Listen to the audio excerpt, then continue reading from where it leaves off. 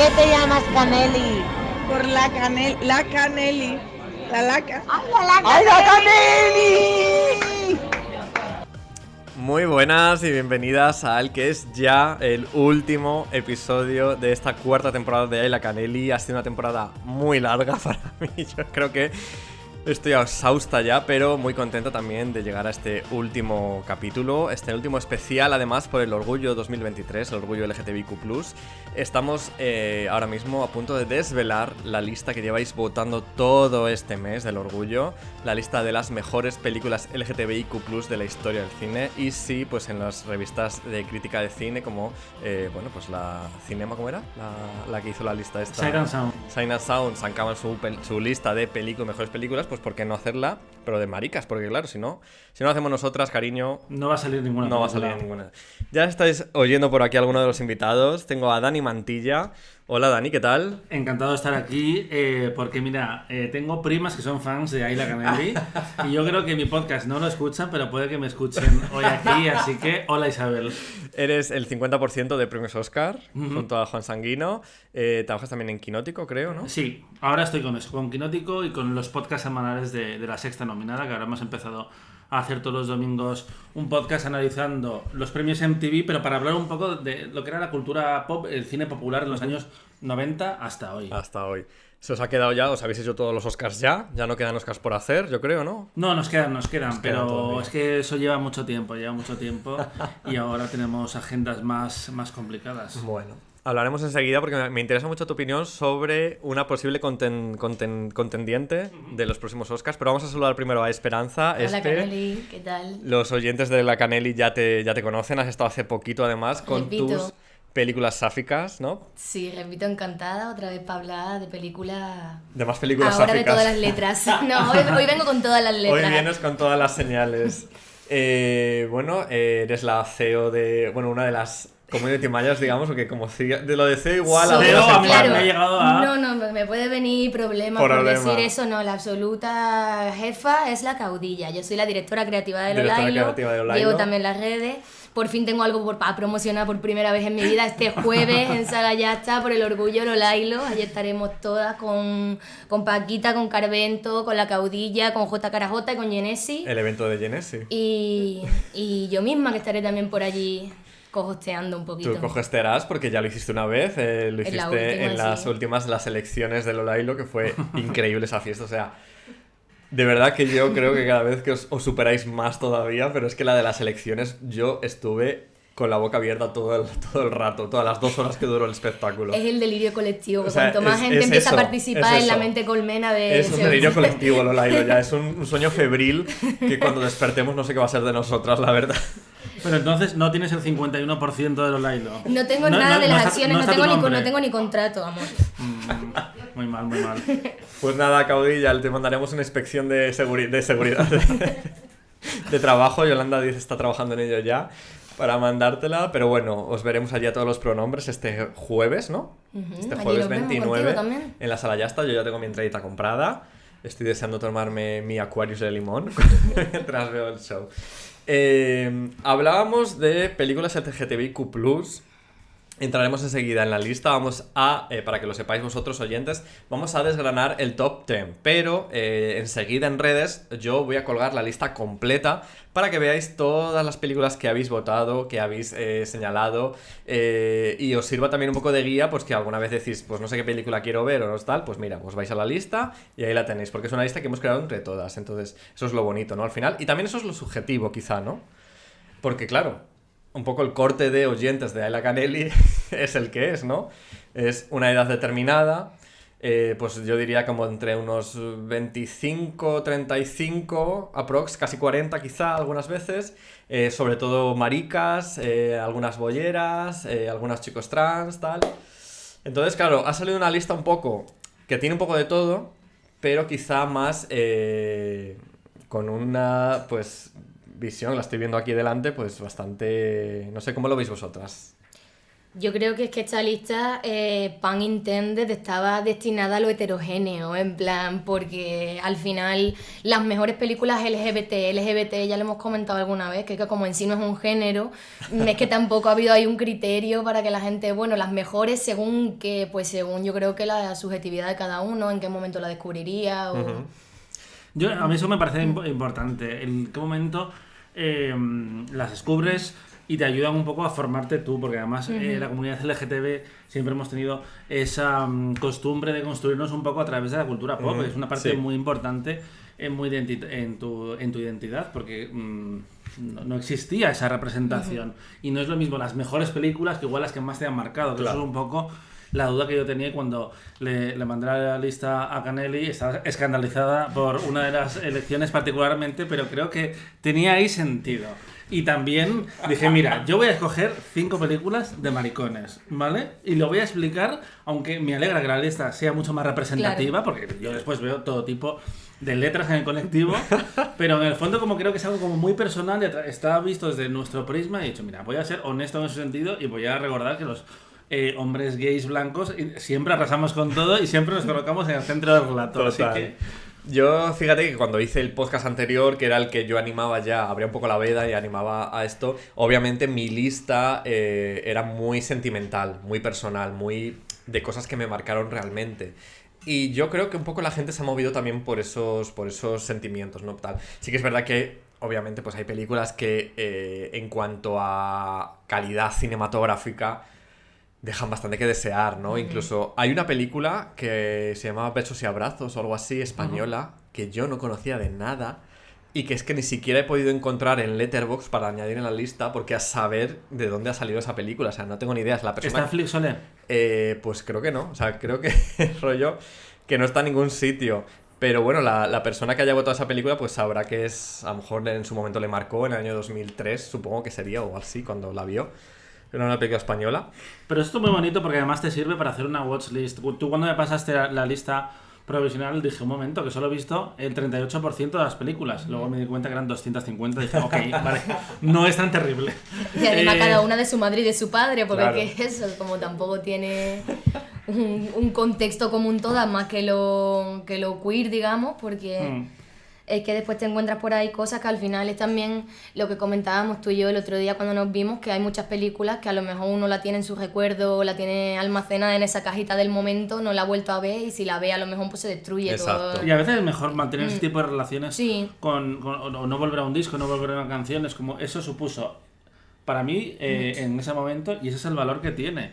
Y luego hay otras películas que por ejemplo yo no las incluía, Todos son de madres de mis películas favoritas, pero aunque tiene el elemento del agrado y de Lola, creo que para mí es un melodrama de una madre y un hijo. Sí. Como que no la voto por eso. Quería historias que fueran puramente... A mí también me flipó un poco que estuviese tan arriba. Fíjate que a mí Todos son mi madre, ya que lo comentas, también me ha sorprendido que... Porque yo, fíjate, no tenía esa concepción, me pasaba un poco como a ti, Dani. Yo, claro, la tenía como más un melodrama con Cecilia Roth y tal... Pero cuando la gente la ha empezado a votar y ha quedado, vamos a entrar ya en números, en el puesto número 11 de la lista... Pues yo he dicho, wow, o sea, sí que es verdad que la gente se ha llevado un poco ya el concepto un poco a ver, tenemos al que es probablemente el personaje trans más importante de la historia del cine español, que es Lagrado. Vale, por un momento me he ido a Tony Cantó. Bueno, a mí Lola me parece una cosa fascinante, debo reconocer, un error de casting increíble, muy Pedro Almodóvar por otra parte. Pero es de esas películas que se pasan 1 hora y media construyendo un personaje y de repente llegas y ves a Tony Cantó, que es como, pero vamos a ver, Pedro, ¿qué ha pasado aquí? Pero bueno, también lo hace especial. Sí, no, pero es verdad que Lagrado al final sí que es historia de la cinematografía española. Es un personaje absolutamente, vamos, icónico. A ver, claro que ha sido por ella los votos, yo creo. Antes de meternos más en esto, estaba intentando construir esta narrativa de las películas y tal para comentar también que han entrado en la lista algunas películas que quizá no tengan personajes LGTB, pero que sí que de alguna forma han marcado al público LGTB, ¿no? Un poquito más, a lo mejor, de la forma camp. Showgirls. Estoy hablando de Showgirls, por supuesto, que está en el puesto número 178, pero también estoy hablando, por ejemplo, de Queridísima Mamá, de Mami Dearest, claro, que también está en el puesto 156. O sea, son películas, bueno, Showgirls tiene el momento un poquito bollo y tal, que le puedes sacar una lectura si quieres, pero, por ejemplo, Queridísima Mamá realmente es puro camp. Y puro camp creado, o sea, el culto creado por los maricones que la han alzado a eso, ¿no? Entonces, en ese sentido, estamos a puntísimo ya de que se estrene uno de los eventos cinematográficos de este año, que es la película de Barbie. ¡Ah! Punto. ¿Qué posibilidades crees que pueda tener Barbie en los Oscars 2024? A ver, Greta Gerwig ya forma parte del club, que yo creo que es muy importante cuando ya van a ver tus películas y las ven con cierto respeto, estás pues en unas casillas ahí adelantada. La película puede ser un poco mamarracha, pero a mí me da la sensación por los trailers, he intentado no verlos demasiado, pero que hay un sentido conceptual que puede ser un poco el show de Truman de nuestra generación, que es ver, salvando las distancias, es que la tengo muy reciente, que la hemos hablado ya en el podcast, pero yo creo que lo que vamos a ver en la película es a Ken y a Barbie siendo conscientes del mundo real y de cuál es, claro, su rol dentro de eso, y creo que eso tiene mucho potencial. Igual la película luego se queda en el meme, pero a mí, más que los Oscars en este caso, me importa que Barbie gane a Oppenheimer en la taquilla.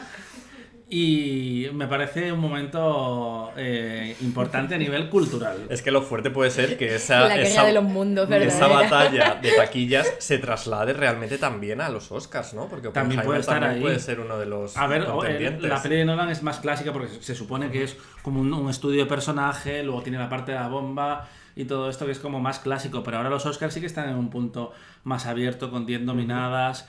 Y venimos de que ha ganado precisamente Todo a la vez en todas partes, que también está en la lista, por cierto.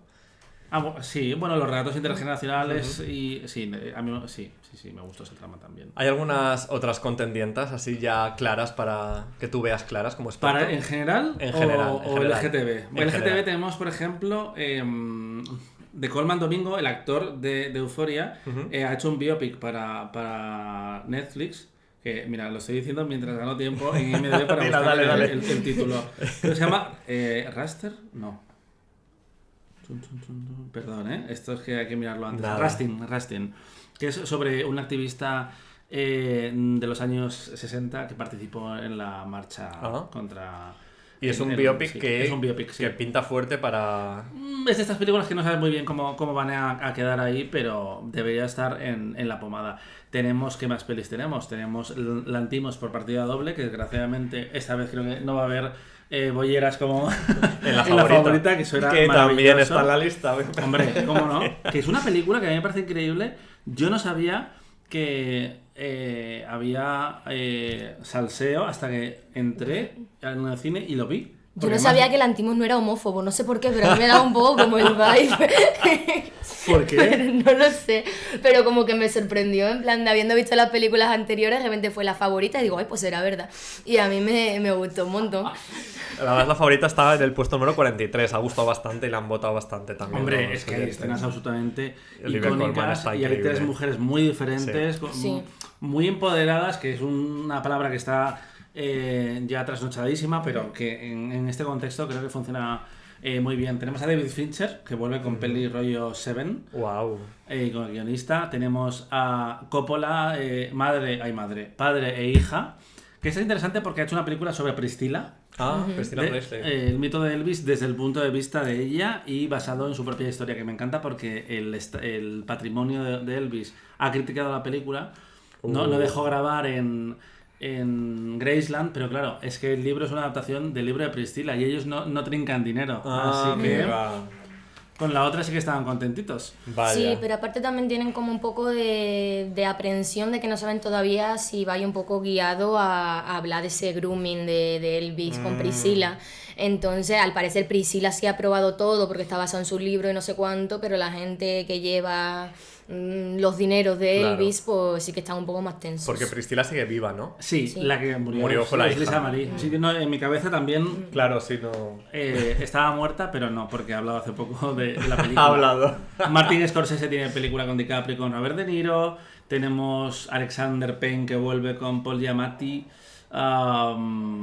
Se presenta interesante. Bueno, la que te va a encantar, que yo creo que es la película que tienes que marcar en tu calendario. Ay, madre. No sabemos dónde se va a estrenar aquí en España, en Estados Unidos y en Canadá es en Netflix, pero es la nueva película de Todd Haynes, donde están Julianne Moore y Natalie Portman. Bueno, por y es que la propuesta es absolutamente camp en este sentido. De hecho, todas las críticas americanas titulaban por ahí porque es la historia de una actriz que se muda unos días con una familia que está compuesta por una mujer de mediana edad que hace 25 años se casó con un alumno suyo cuando él era un menor de edad. Ajá. Fue a la cárcel, tuvieron una familia después, pero fue como el caso sensacionalista de los 90 en Estados Unidos, está inspirado libremente en una historia, y ahora van a hacer una película. Y Natalie Portman va a interpretar a Julianne Moore de joven y quiere empaparse del entorno, de la historia y cómo es esa relación. Y es absolutamente genial. Porque además, madre mía, tú no sabes si va a tirar más por el melodrama, por la comedia, y es las dos cosas. A los 5 minutos hay un gag que la gente estaba partiendo. ¿Tú ya la has visto? Yo la he visto en Cannes. Wow. Sí. Porque además juega con la música de forma súper melodramática. Hay momentos que son claramente comedia. Y luego hay una escena que a mí me parece el sueño de cualquier amante de las actrices, que es Natalie Portman imitando a Julianne Moore mientras lee una carta que ella escribió hace 25 años. Y claro, es como lo de poner a un actor imitando a otro actor, a mí siempre me funciona. Hace poco estuvimos viendo Cara a Cara, que tú tenías a Nicolas Cage imitando a John Travolta y al revés. Y es maravilla, porque luego la película es muy poca cosa, pero que un actor esté dispuesto a hacerse salto de fe, por un lado, imitar a otro actor, y por otro, dejar que el otro lo imite a él y se ría un poco. Me parece camp de nuevo. Es que esa película para mí abrió un mundo de posibilidades y me hizo fan de Nicolas Cage. Y estábamos hablando es que esto es donde empieza el Nicolas Cage moderno. Sí, realmente, totalmente. del overacting o superacting, no, megaacting. Él lo llama megaactuar. Y tenemos también Bradley Cooper, que ha hecho un biopic de Leonard Bernstein, el compositor de West Side Story y muchas otras cosas. Napoleón. A ver, los señores también van a tener sus Tenemos películas. también razón no para falte señoras, de si nada, les falte. Sí. Pues nada, Veremos. se viene una carrera de los Oscars interesante. Pero por cierto, ya lo último para cerrar es que me ha venido un tweet que he leído estos días con el orden perfecto para ver ese día tan importante para la cultura pop que es el estreno de Nolan y de Greta Gerwig, que es te levantas, café y cigarro decían, por la mañana, a las 11 te vas a ver Oppenheimer, luego te vas a hacer brunch y mimosas con las amigas, luego ves Barbie a las 6 o a las 7 y después te vas de fiesta. Y ya está, tienes el día montado. Y el día siguiente grabas el podcast para comentarlo, porque a ver, es que si no, la experiencia no está completa. Real, voy a tener que poner un Ayla Canelli de guardia o algo así. Porque... Sí. Urgencia, última hora. Urgente. Estamos aquí. Bueno, pues con todo este repaso que hemos hecho un poquito hacia los Oscars, yo creo que este año también haréis como hacéis siempre, ¿no? Que iráis analizando cuando se vaya acercando más la fecha. Cuando se vayan estrenando las películas para ir comentando. Perfecto. Pues nada, chicas, ¿os parece si empezamos ya con el top? Vamos allá. Venga. Vamos con el top 10. Hemos justo hecho un poco de spoiler antes, que en el 11 estaba Todo sobre mi madre. Pues en el 10 tenemos Weekend de Andrew Haigh. Yo creo que Weekend también es un poco película generacional, ¿no? Yo hablaba de ella ya en el podcast anterior, que para mí fue en su momento una película muy importante, porque además me llegó en un momento en el que yo estaba muy indeciso con qué decisión tomar, y justo es un poco la decisión que uno de los protagonistas toma en la película, no sé si la conocéis, la habéis visto, Sí. que es los chicos que se conocen, pero uno de ellos como que se va y el otro se queda, y es como que la decisión, claro, si fuera una película bonita y tal, era como, ay, amor, que se quedan juntos para siempre, ¿no? Al final el pavo se pira y al final del fin de semana, adiós. Yo en ese momento estaba en la misma diatriba, no sabía qué hacer, si quedarme en Madrid o irme fuera, y después de ver la película tomé la decisión de irme a Londres a vivir. ¿Qué año era esto? Esto era en el 2011. Uh-huh. Y yo aquí en Madrid tenía un noviecito y tal, y mi noviecito era pues el típico de no te vayas, quédate conmigo, tal... Pero yo el finalmente... típico que te quería. Yo finalmente puse por delante un poco pues mi carrera, no sé si profesional o lo que fuera, pero decidí irme. Tu camino. Mi camino en general, fuera camino que vital, te fuera llevara por de un sitio tal. u otro. Entonces para mí esta película es un poco lo que hablábamos también antes de películas importantes en un momento determinado, que tampoco he vuelto luego a recrearme mucho en ellas, o sea, hace muchísimo tiempo que puede que no la vea. Pero bueno, no sé qué os parece a vosotros Weekend. Yo la recuerdo como una probablemente de las 5 primeras películas que yo vería LGTB, la recuerdo como de las primeras. Qué jóvenes. No tanto, usted soy muy vieja. Me parece... Yo me teñía ya las canas. Que yo la vi hace un mes de las primeras, y entonces un poco la dejo en esa cajita, ¿no? De momento, porque también es eso, que como no despertó en mí tampoco más que ese momento y qué tal, no he querido como revisionarla para dejarla ahí, pero... Total. No sé, ya caer algún día también. Es que las películas de gays blancos no las suelo revisar. Perdonadme. Por lo que sea. Por lo que sea. Yo creo que The Weeknd podría haberse convertido en nuestra Before puntos suspensivos. Ojalá, puede ser, ¿eh? Pero es que ya han pasado, claro, por eso te he preguntado lo de los años también, 2011, ya han pasado 12 años. 12 años y Andrew Haigh está teniendo una carrera muy interesante, ha hecho películas de todo tipo, Sí. 45 años, por ejemplo, me acuerdo que era un melodrama, estuvo de personaje muy potente y había una peli que en España se vio muy poco y que a mí me gustó mucho, que era Lean on Pete, sí, sobre un caballo y un niño y la relación, y no era para nada la de Spielberg, por ejemplo, que a mí no me gustó, que a mí me gusta Spielberg por esa película, ¿no? La del caballo, y esta me pareció en western muy la de Chloe Zhao. No sé, me parece que Haigh es muy interesante, tiene película este año también, con Mariconeo, si no me equivoco. Y sobre todo me gustaba que era esa clase de película conceptual de pareja que se encuentra, en un momento transformativo. ¿Transformativo? Bueno, ¿por qué no? Transformativo de su vida. Es un momento transformista. Pero tenía una mirada muy gay detrás, Sí. en una aproximación al sexo, a los sentimientos, a esa intimidad que no lo verías en una película Exacto. de Linklater. Y luego además que cada uno de los personajes tenía sus propios dilemas también. Yo recuerdo que el que se quedaba, como si dijéramos, estaba como muy recién salido. Es como el que estaba recién salido del armario, con mucho entorno hetero, entonces como que iba al cumpleaños de la hija del amigo y tal, y conocer al otro pues como que le abría un poquito también los ojos del armario, ¿no? O no del armario porque ya estaba fuera, pero como que de esa especie de losa que te tienes que quitar una vez que sales del armario, ¿no? Que El sigues... Imagine Me and You de ustedes, vaya. Exacto. Tiene una peli con Paul Mescal, Andrew Scott, Jamie Bell y Claire Foy, así que va a haber mucho... Ya, con ese cast ya es más... que ya es una fantasía loquísima. Que además Andrew Haigh también nos dio Looking, la serie Looking de HBO, Cierto. y la película que está precisamente en la lista. ¿Cómo nos sentimos respecto a Looking? Para mí es una de mis series favoritas. Yo soy súper fan de Looking, desde siempre lo fui, además, porque yo ya estaba inducido por ser Andrew Haigh quien era el que estaba detrás. Y a mí, fíjate que sí que Looking la he vuelto a revisionar hace pues unos medio año así.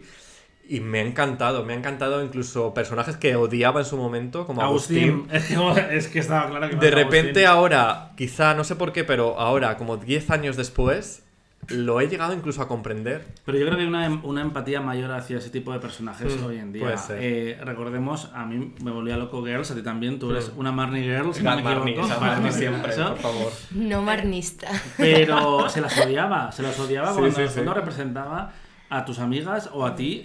Si no estás viéndote... A tus no amigas, ¿no? Claro, Más bien. no, o sí amigas, es que todo el mundo tenemos relaciones ahí un poco como complicadas Extrañas. en la veintena, y Looking iba temporalmente un poco más atrás. avanzada, sí. Y es cierto que Patrick era un poco hostiable a veces, pero ¿quién no lo ha sido? Carrie lo era también. Sí. Y lo sigue siendo en Angels claro, Leida. por supuesto. Y aún así es claramente la trama más interesante, su viaje, porque tenemos a Miranda perdida, tenemos demás. Y Che Díaz, que... ¿Estás viendo la segunda temporada? Bueno, hay una cosa en el episodio 5 porque entrevisté que tú ya has a visto Michael... todo, no, lo he visto 7, he visto 7. Yo no he empezado todavía, estaba esperando a la caudilla que se fue al Orgullo de Sevilla y me dejó más tirada con un trapo. Es que Yo no de te la puedes segunda fiar. solo he visto el primero. La gente estaba criticando la muerte, es como, chico, es un mundo en el que existe sexo en Nueva York. ¿Vale? Ya es mejor que uno en el que no existe. A mí el personaje de Che Díaz, lo voy a decir, es uno de los que más interesantes me parece. Pues la A mí me segunda flipó en la temporada hace primera. cosas guays. Pues la segunda hace cosas guays porque incorpora el odio que tuvo el personaje en la primera temporada, lo meten de una forma muy inteligente ahí en la segunda. Yo creo que está más relajadita, porque es cierto que la primera temporada estaba con la llegada de nuevos personajes Tenía que demostrar diversos. algo. Lo hacían de una forma un poco torpe, porque era algo cosmético. Cada protagonista blanca tenía su amiga, iba a decir, verdad. racializada. Bueno, ninguno de los términos es correcto, porque blanca es racializada también. Pero tenía su amiga de otra raza. Es como, hagámoslo de una forma más natural. Igual que a mí me parece que era natural como lo hacía Sexo en Nueva York, porque entonces la gente blanca se llevaba con la gente blanca, igual que en Friends. Pero bueno, Looking y Andrew Haigh. La gente no es perfecta. Y yo creo que estas series ponían el espejo y Weeknd lo hace igualmente ahí, no idealiza a sus personajes. Total. En ningún caso. Son capullos muchas veces, pues como... Totalmente. ¿Has visto la entrevista que han salido hace poco con uno de los, no sé si showrunners o algo así, de Looking? que hablaban de los planes que tenían para la posible tercera temporada, que no fue nunca, que al final fue la película. Pues hablaban de las tramas que tenían preparadas y habría la posibilidad de volver en plan especial o algo así, un poco rollo Before, pero con la serie. Ah, qué guay. Y además como que la entrevistas hace poco y rollo que sí, que a lo mejor un especial de Navidad de HBO o algo así podrían hacer. Tenemos también ahí a Murray Bartlett, que todavía no era la estrella que soy gracias a White Lotus y The Last of Us, y la verdadera estrella de la serie, que era... ¿Cómo se llamaba? ¿Dolly? No, la amiga. Sí, ¿cómo era? La amiga de... Era... Donna o algo. No, Donna. Holly... No. ¿Cómo era la amiga de no sé, era absolutamente la robaescenas de la serie. Pues, hija, la mejor, la... Iba a decir Mariliandro, pero está Doris. Está un poco denostado ahora mismo. Otro día podemos hacer un podcast de eso. ¿No? Bueno, pues se va a estrenar una serie ahora que hay se llama una serie musical en A3 Player. En A3 Player, producida por los Javis. Pero están... que sepáis que vengo un momento a defender a los Javis más adelante. En un momento de podcast los voy a defender. Para darle un poquito de alegría. Cuando vea que nos ponemos un poco monótonos, lo saco. Yo no voy a decir la J palabra, pero sí que en esa serie también está involucrada la señorita Paloma Gando, entonces para mí de momento bueno, sí, o sea... también. Es verdad, Paloma sí. Nos fiamos de ella y de Carlos obviamente también. Paloma, una de las 100 personas LGTB más importantes de este país, según El Mundo este año. Bueno, no voy a decir nada. No voy a decir nada. Bueno, continuamos con el puesto número 9 de nuestra lista. Nos encontramos, obviamente, o sea, yo si en el momento decido hacer esta lista, sabía que esta película iba a estar en el top. ¿Pero estabas en paz con ello? ¿O? Estaba en paz porque ya lo sabía, porque ya me había mentalizado. Pero si fuera por mí, quizás no. En a 3 metros sobre el cielo de ellos. Estamos hablando de Call Me By Your Name. Lo que ha dicho. Tenemos aquí, yo creo, a la defensora y a la retractora. Que empiece cada luchadora se Yo no la he votado, Yo no la he votado, que conste. ¿Por qué la odias? No la odio, pero siempre me ha parecido muy sobrevalorada y muy mal interpretada. O sea, que el actor, o sea, el director podrá decir misa de la interpretación que tenga la película, pero yo también puedo decir misa. Hombre, la interpretación mía es la del grooming y para mí no es una película romántica, ni agradable, ni enternecedora, o sea, puedo encontrar momentos que me parezcan tiernos en lo que son a lo mejor los descubrimientos de este chico con sí mismo, esa inocencia, ese tal, pero a mí Low-Key me parece una película un poco terrorífica, la verdad, y sobre todo de cara a la percepción que mucha gente tiene de esa película tan romantizada. Eso es lo que realmente me parece terrorífico. Creo que es una película que está bastante bien, pero que le falta mucho pensamiento crítico detrás. Yo es que no hago esa lectura en absoluto, la verdad, pero me parece interesante, desde luego. Yo no la idealizo, simplemente, pero no creo que haya un desequilibrio de poder exactamente entre los dos personajes. A ver... Define poder, define equilibrio. Creo que hay una manipulación en el sentido que Armie Hammer, conocido caníbal, le manipula en el sentido de que él tiene su vida montada, se va a pasar un verano y él está abierto a que pase lo que quiera, se enrolla con este chico. No habrá cruising por las playas de allí de la Toscana, donde sea que estén, para irse con la chiquilla, hombre.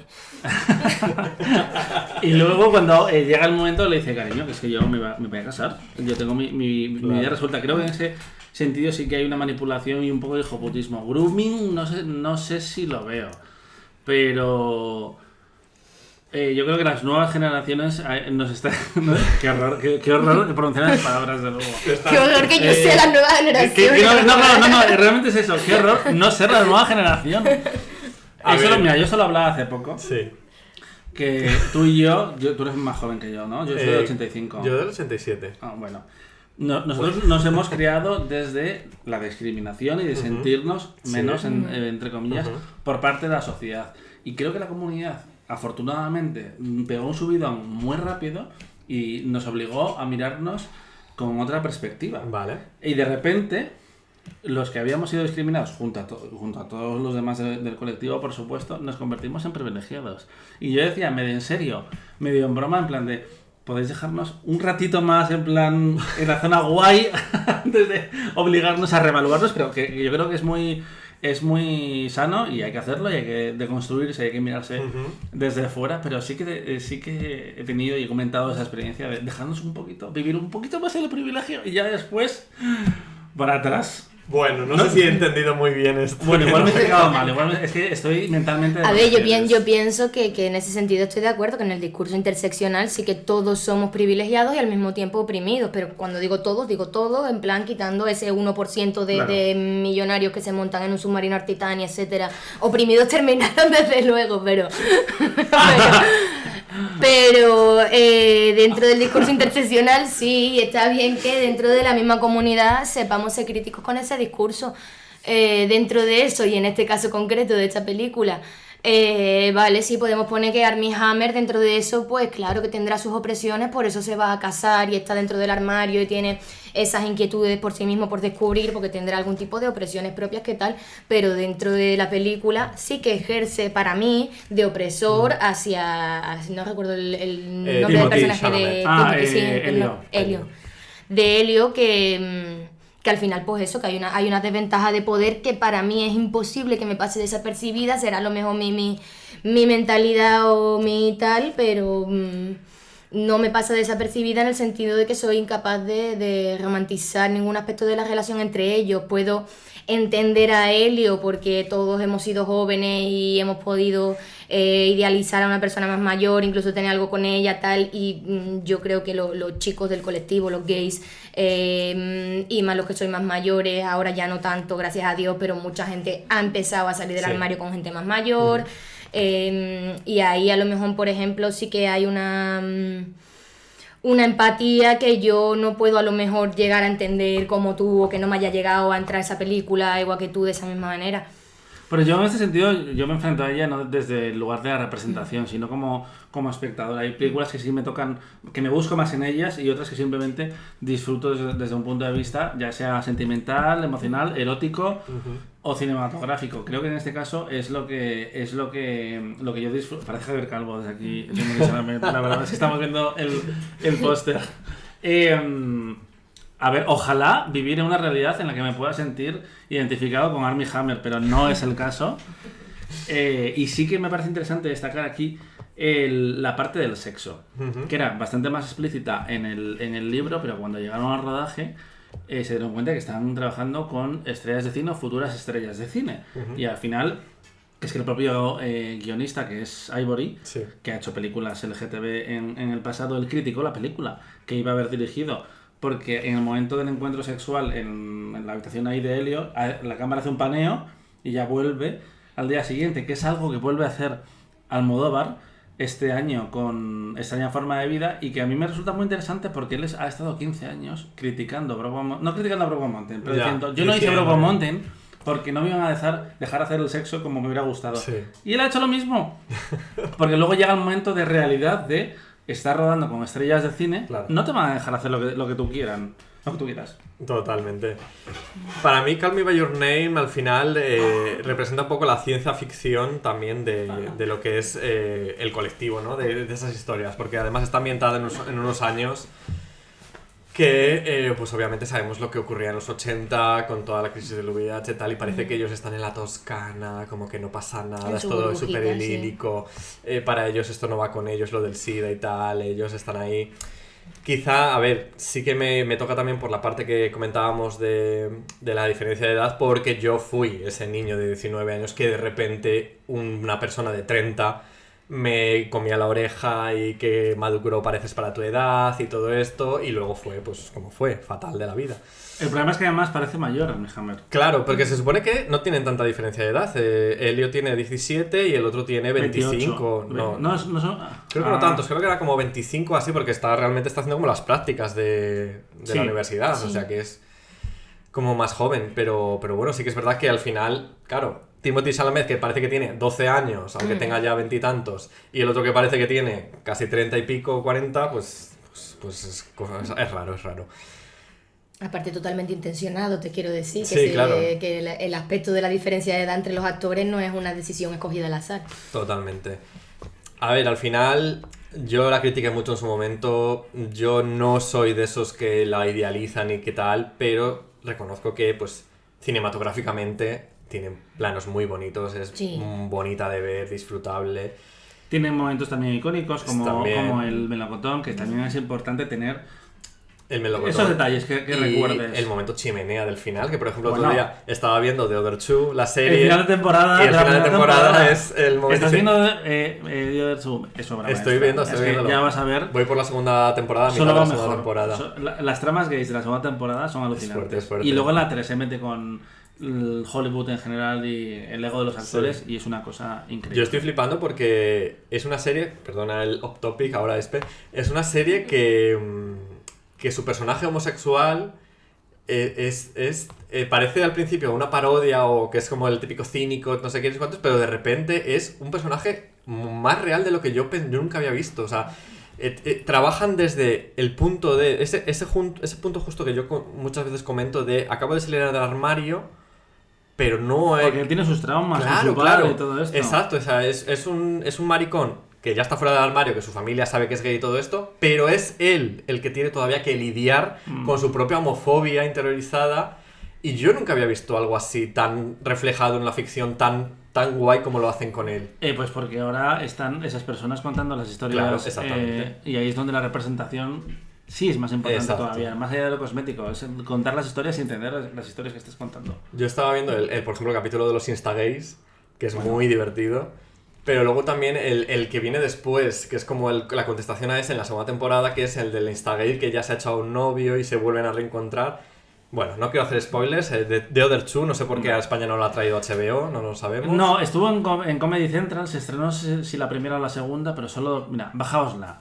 Hay que tener plataformas y hay que ir al cine, pero esta os la bajáis. Esta la bajáis. Porque es importante, realmente. Y sobre todo divertidísima, porque muchas veces ahora a las series y a las pelis se les olvida ser divertidas y esta es muy divertida. Bueno, volvemos a Call Me By Your Name. Algo que añadir de Call Me By Your Name, del fenómeno que supuso en su momento. Yo añadiría que dentro de eso, de lo que opino, sí, me parece buena película, lo que tú comentas, creo que al final lo que la película quiere lo consigue, la atmósfera la consigue, el carisma de los personajes principales lo consigue, ya en plan entramos en los conceptos estos de cultura de la cancelación, etcétera, con los que sabes que yo no navego, en plan, a mí me parece bien que se hagan películas de todo, ya luego lo que la gente tiene es que tener pensamiento crítico en cuanto a lo que consume y consumirlo con responsabilidad. Ya está. Muy bien. ¿Algo más? ¿Nada? Pues... No sea más seguro que Guadagnino no se plantea eso en ningún caso. En plan, que esté mal esa relación, estoy convencido. Pero bueno, Call Me By Your Name. Continuamos con la puesto número 8. Y esta te toca a ti, Espe, porque está entre tus votadas. Además, estamos hablando de Carol. Hablábamos de Todd Haynes hace un momento, comentabas tú, Dani, y otras películas de Todd Haynes tenemos en el ranking, como por ejemplo... Hija, ¿dónde está? Si lo acabo de ver aquí. Velvet Goldmine está en el puesto número 192 y Poison, que es una de las primeras películas de Haynes, está en el 169. En el puesto 8, Carol. En el puesto 8, Carol. Partimos de... Me la volví a ver hace poco, de hecho, porque no sé si te acuerdas que cuando estuve aquí la última vez te dije que La Caudilla no la había visto y que era de esos gays que no había visto Carol. Ya la ha visto, se la puse. De esos gays, total. Su redemption era.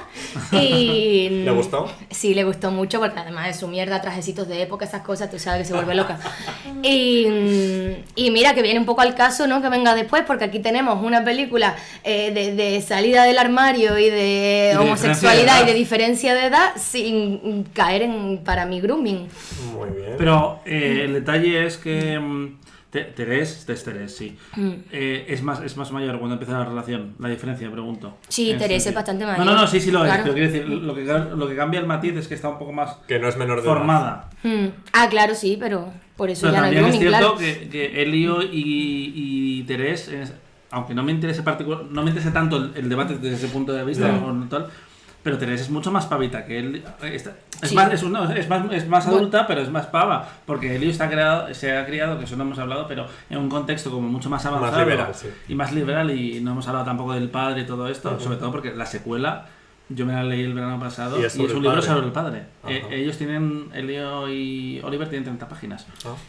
Pues yo te digo una cosa, dentro de todo yo no veo tan pavita a Terés, porque, o sea, yo lo que la veo es suavona, tímida, introvertida, pero pavita no, porque al final es una chica que es autosuficiente, que vale, que tiene el novio que es un coñazo el pobre, pero bueno, pero ella tiene su vida, sale de fiesta con periodistas, con fotógrafos, con gente como del mundo cultural, a tomarse sus cervecitas, a hacer sus cosas.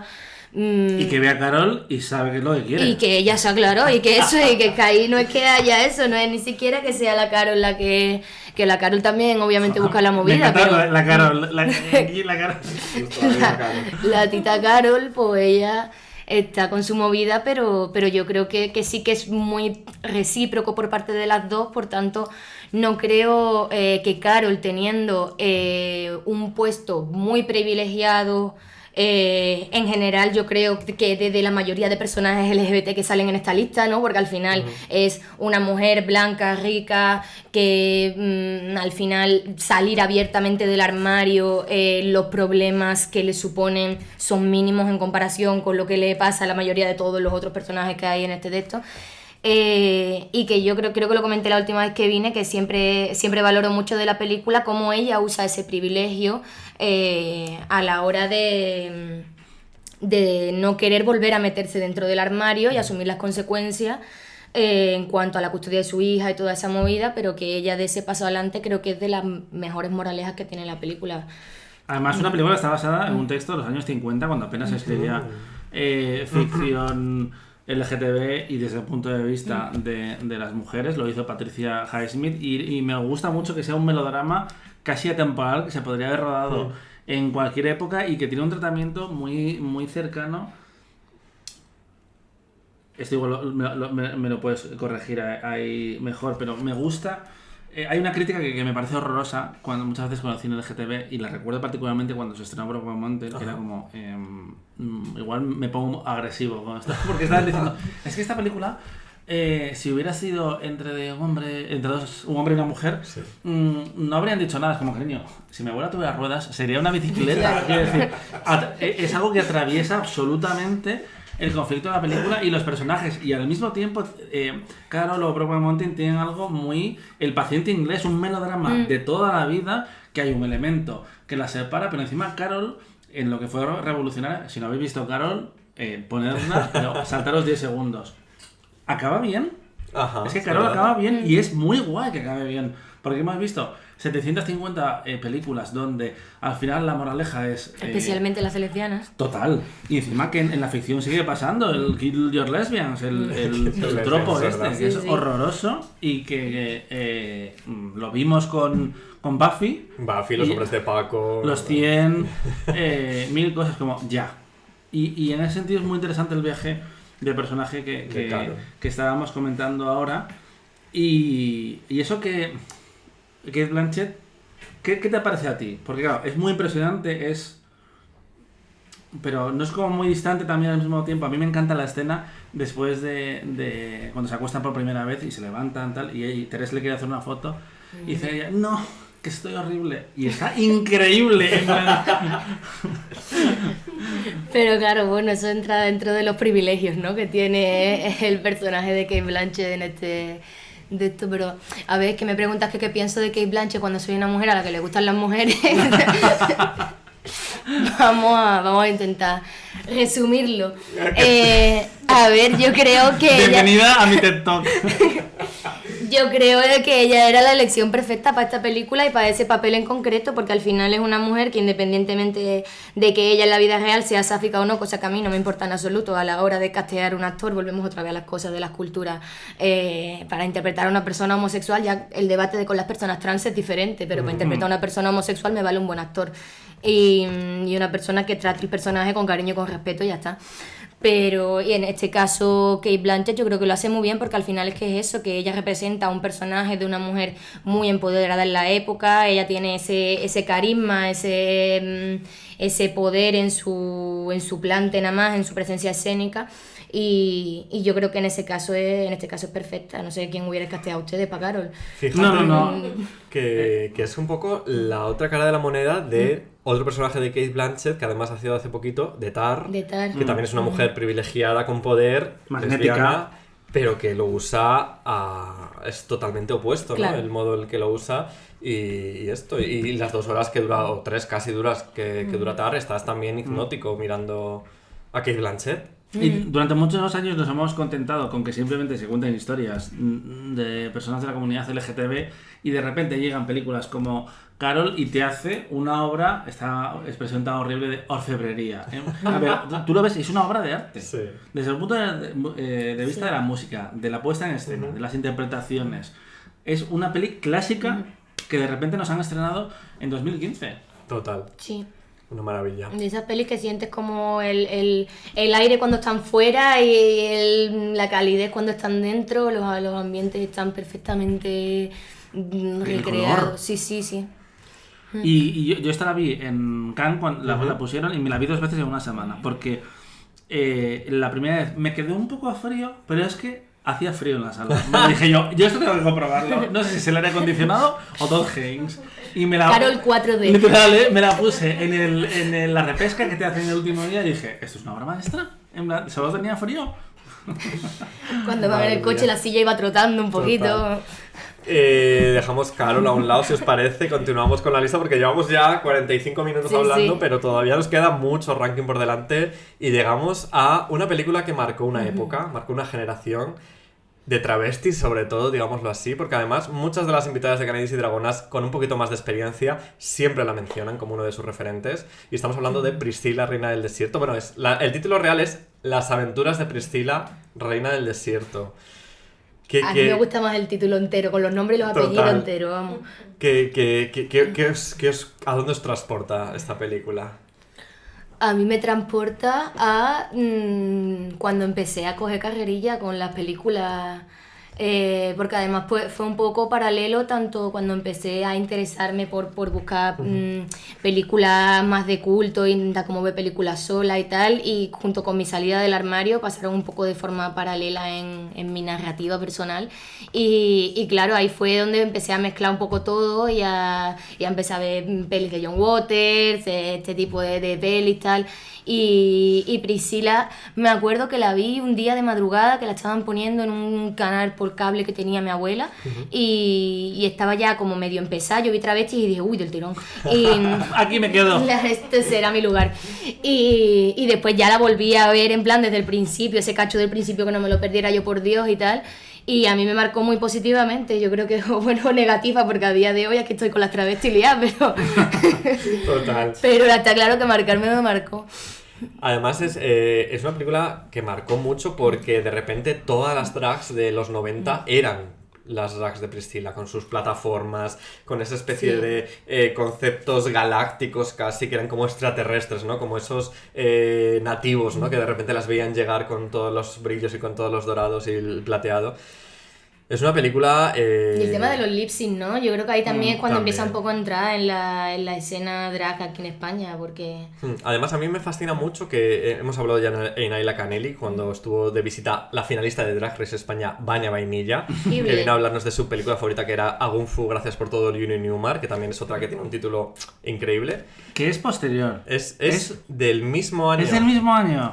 El tema fue que se estrenó un poco después, y por eso en la cultura popular ha calado la idea de que era un remake americano. En mi mente es la respuesta americana. Claro. Estos australianos han hecho esto con mucha gracia. Es un poco lo que ha calado la creencia popular, pero realmente no. Realmente las producciones de ambas películas empezaron prácticamente a la vez. Y de hecho, cuando se estrenó Priscila, hubo crisis en el momento, estamos rodando Agun Fu, y fue como acaban de hacer esta película en Australia. Pero al final, bueno, salió un poco para adelante. Sí que es verdad que, comparando las dos, que no lo he dicho, Agun Fu está en el puesto 25 del ranking.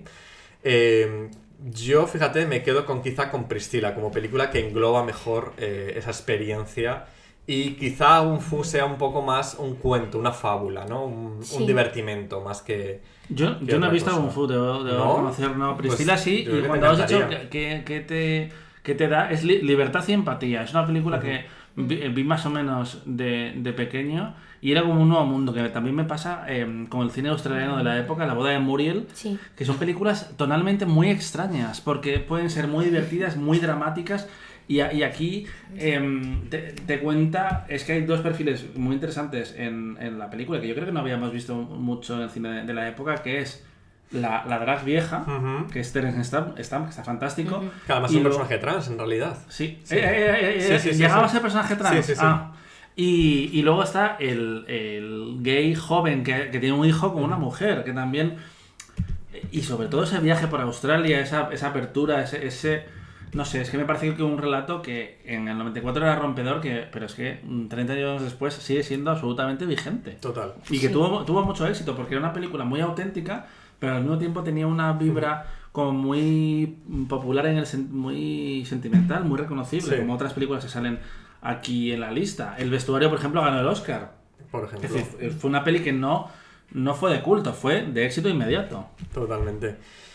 Sí, la formulación así que tiene fabulesca de road trip es como que es lo que puede enganchar a cualquier persona a encariñarse con la trama de la película y seguir adelante, y luego yo creo que lo sabe compaginar muy bien con darle a los personajes los suficientes layers, capas, para que no se queden en personajes planos de travestis divertidas y punto en este road trip divertidísimo, sino que además está dando un mensaje, no solo yo creo a las personas, eso, que la veamos, que podamos relacionarnos por ser del colectivo o lo que sea, sino eso, que la hace como accesible, ¿no? Es de estas películas LGBT que una persona que a lo mejor en sí no se plantea mirar una película LGBT se puede enganchar Y verla y disfrutarla igualmente, vamos.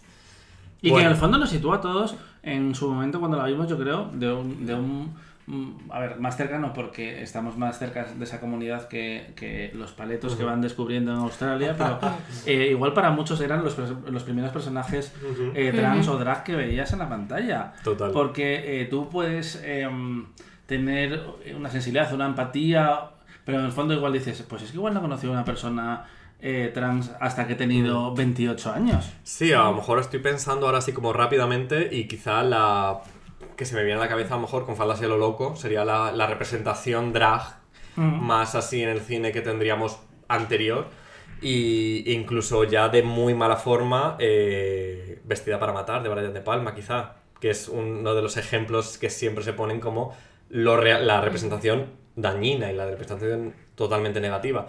Es muy guay el documental de Netflix, Disclosure, que habla de cómo se retrataba lo trans en el cine y el efecto que tenía. Y efecto negativo. Absolutamente. Con películas como Ace Ventura y ese gag larguísimo. El silencio de los corderos también. Que, por cierto, Disclosure está en la lista también. Ya no dejo de lanzar las estas. Y también está en nuestra lista la siguiente película, puesto número 6. Hemos ya dado algunas pinceladitas que te han salido a ti, Dani. Estamos hablando de Brokeback Mountain, de Ang Lee, cuyo director también tenemos El banquete de boda, está también. Tenemos en el puesto número 173. Asiático-americano que es capaz de contar cualquier historia. Te hace Hulk, te hace Sentido y Sensibilidad, te hace Tigre y Dragón, te hace El banquete de bodas, y y casi todas son estupendas. Totalmente. Y El banquete de bodas es buenísima también. Yo no la he visto, fíjate, es una de esas que no había visto, de que las que han salido en la palestra. Brokeback Mountain, ese momento, 2005. Pues para mí... Tú tienes pinta de que la viste en el cine. Bueno, no es que la viera en el cine, es que yo era Moisés en el desierto cuando se abren las aguas. El mar rojo, de repente. Absolutamente, era como, que esto es posible, verlo en una pantalla, que sea una película importante, que venga a ganar en Venecia, que luego se la liaron los Oscars en el último momento, pero que diera dinero, que obligó a la sociedad a ver a los maricones como personas.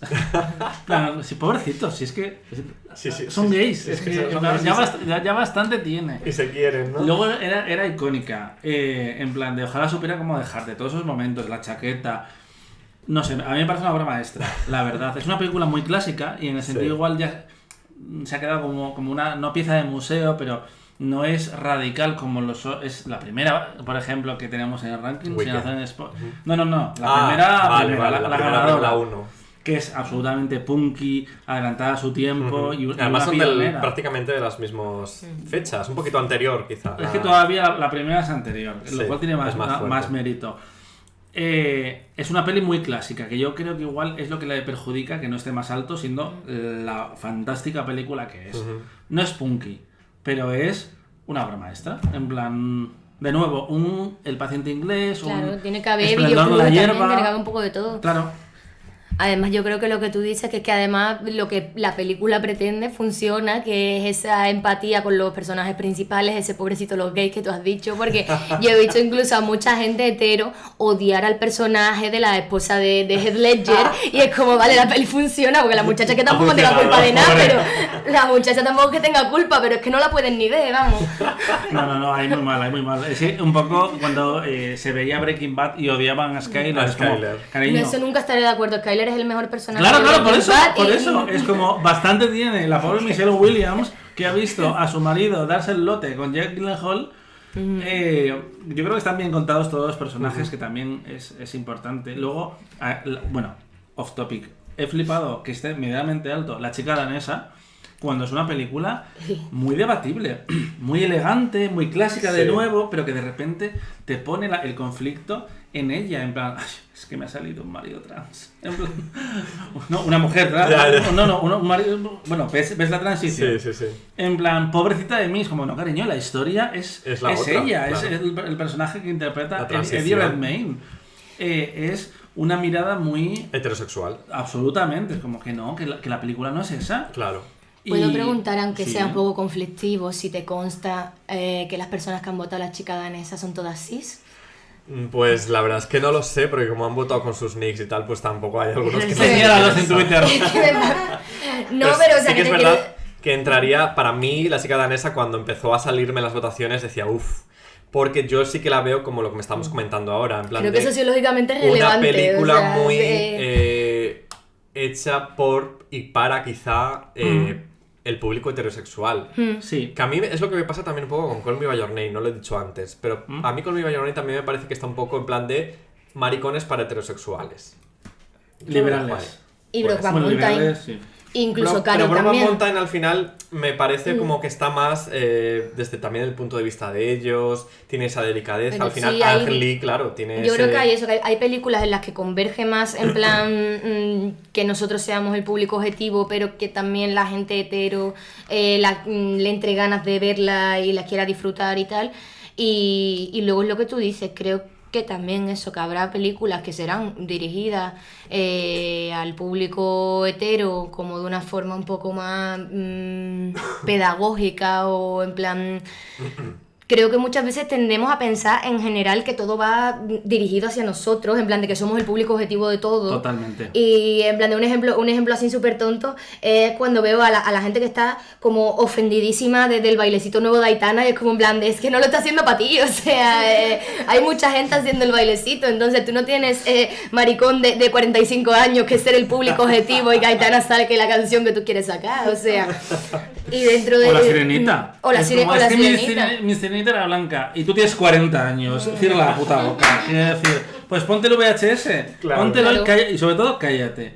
Pero bueno, has abierto un melón que yo quería incorporar en algún momento, y es que la quinta película que le pasé a Canelli era Filadelfia, y él... ¿Cómo te atreves? Es como, sí. Porque yo creo que a veces el mito de la marica amable que incorporaron las Jotas, ¿vale? La J palabra. En el fondo es importante, porque hay gente que ya está conversa, hay gente que nosotros igual vemos X película y claro, nos apela más a nosotros porque no nos tienen que dar las instrucciones, pero hay gente a la que sí que tienen que dar las instrucciones. Claro. Y no es... Yo creo que es importante porque para los niños del mañana, igual sus padres sí han visto esas películas y van a tener otro tipo de reacción al viaje emocional que les pasa. Y por eso es importante. Yo veía este año 20.000 especies de abejas y creo sí que es un poco explicativa en el sentido de te presenta diferentes perspectivas de cómo reaccionar cuando descubres que tienes una niña trans. Pues creo que es importante dar esas herramientas, porque igual tú estás deconstruido, pero el 90% de la población no. Y el cine siempre ha servido, parte del buen cine, para ilustrar sobre muchas cosas, ya sea el racismo, el machismo, la homofobia, y creo que es importante, y yo como niño que crecí en los 90, porque soy del 85, y que los primeros impulsos que recibía del SIDA eran los que eran, Sí. pues Filadelfia me parece una película extraordinariamente importante. Y que tú ahora la ves 30 años después y dices, es vieja. Pues viva que sea vieja. Ya. Hemos avanzado como sociedad, pero hemos avanzado en parte gracias a Filadelfia. Que nos empezaron a ver a la comunidad LGTB, porque va más allá del hombre gay blanco que coge el virus en un encuentro casual, porque por supuesto, como es una película de Hollywood con Tom Hanks, es un pequeño error, no se lo merece, entre comillas, como... pero bueno, son los 90, y que además es una peli que nace como respuesta al Silencio de los Corderos, porque Jonathan Demme escuchó a la gente que criticó la película y dijo, yo que tengo ahora el poder de contar la historia que quiera, porque he hecho muchísimo dinero y he ganado el Oscar, voy a contar esta historia. Y por eso creo que la cultura pop y lo mediático y lo masivo puede ser muy importante. Ya. Lo que pasa es que al final creó una especie, lo comentaba además en el podcast que hice hace ya un par de años de VH, creo que es el 34, si no me equivoco, conjunto a Aitor Villafranca y Sergio Baselga, hablábamos de eso, del efecto Filadelfia, de ese efecto de repente de el gay bueno, el gay malo, o sea... Entiendo lo que tú quieres decirme, y porque además lo comparto también, es verdad que pues nosotras tenemos la suerte, el privilegio de estar desconstruidas ya y tal, pero hay mucha gente que no, es verdad, y incluso dentro del colectivo hay mucha gente que sigue sin estarlo y que si no tiene estos referentes que les dan todo explicadito A, B, C, D, no tal... Pero analizándola lentamente y analizándola también en un contexto en el que pues había otras películas, por ejemplo, pues Vivir hasta el fin, por ejemplo, de Greg Araki, que ponía en protagonistas dos maricones. Long Time Companion, que es increíble también. Pero en ese sentido sí que parto una lanza a favor del Silencio de los Corderos, porque yo creo que desde una mirada deconstruida tampoco tiene nada de malo de peli, porque te quiero decir, las personas trans pueden ser unas absolutas psicópatas y encantarle despellejas a la gente, y pueden ser también buenísimas personas. Sí, y pueden... Claro, entonces realmente... que a mí me flipa que haya personajes de todo tipo. Además, yo que soy muy propensa a que me guste un villano, a que me guste un de estos, a mí... Son los icónicos. Claro, y a mí el Silencio de los Corderos es una de mis películas favoritas, de hecho. El problema es que no haya otro tipo de representación trans. En ese momento veníamos de una tradición de que lo LGTB era lo malo, era lo representado. O sea, recuerdo también... Se lo cuenta muy bien en el Parra. Y bueno, Isabel Parra en Terror Queer, en Screen Queer, el libro que va a salir la secuela ahora a finales de año. Qué guay. Pero yo recuerdo, por ejemplo, los piquetes de Cruising de Al Pacino, por ejemplo, los piquetes en Instinto Básico, ¿sabes? Por la representación de la bisexual femme fatal. Entonces, claro, hoy en día esas películas para mí son icónicas. Cruising me flipa, Instinto Básico me flipa, El Silencio de los Corderos me flipa también. Filadelfia no tanto.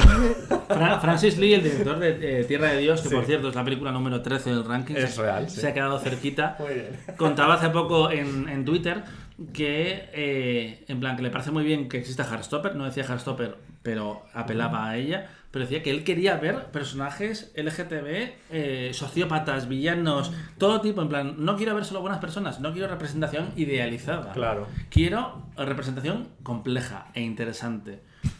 Pues sí. Probablemente. También lo dice él, que se hizo un autofanfic en Godson Country, pero bueno, o sea... Oye, a mí me gusta mucho Godson. ¿Te gustó Ammonite?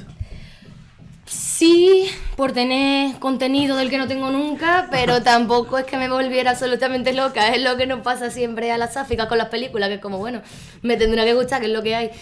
Pero se me hizo un poco espesa. Era un poco, esta sí que era fría sin aire acondicionado.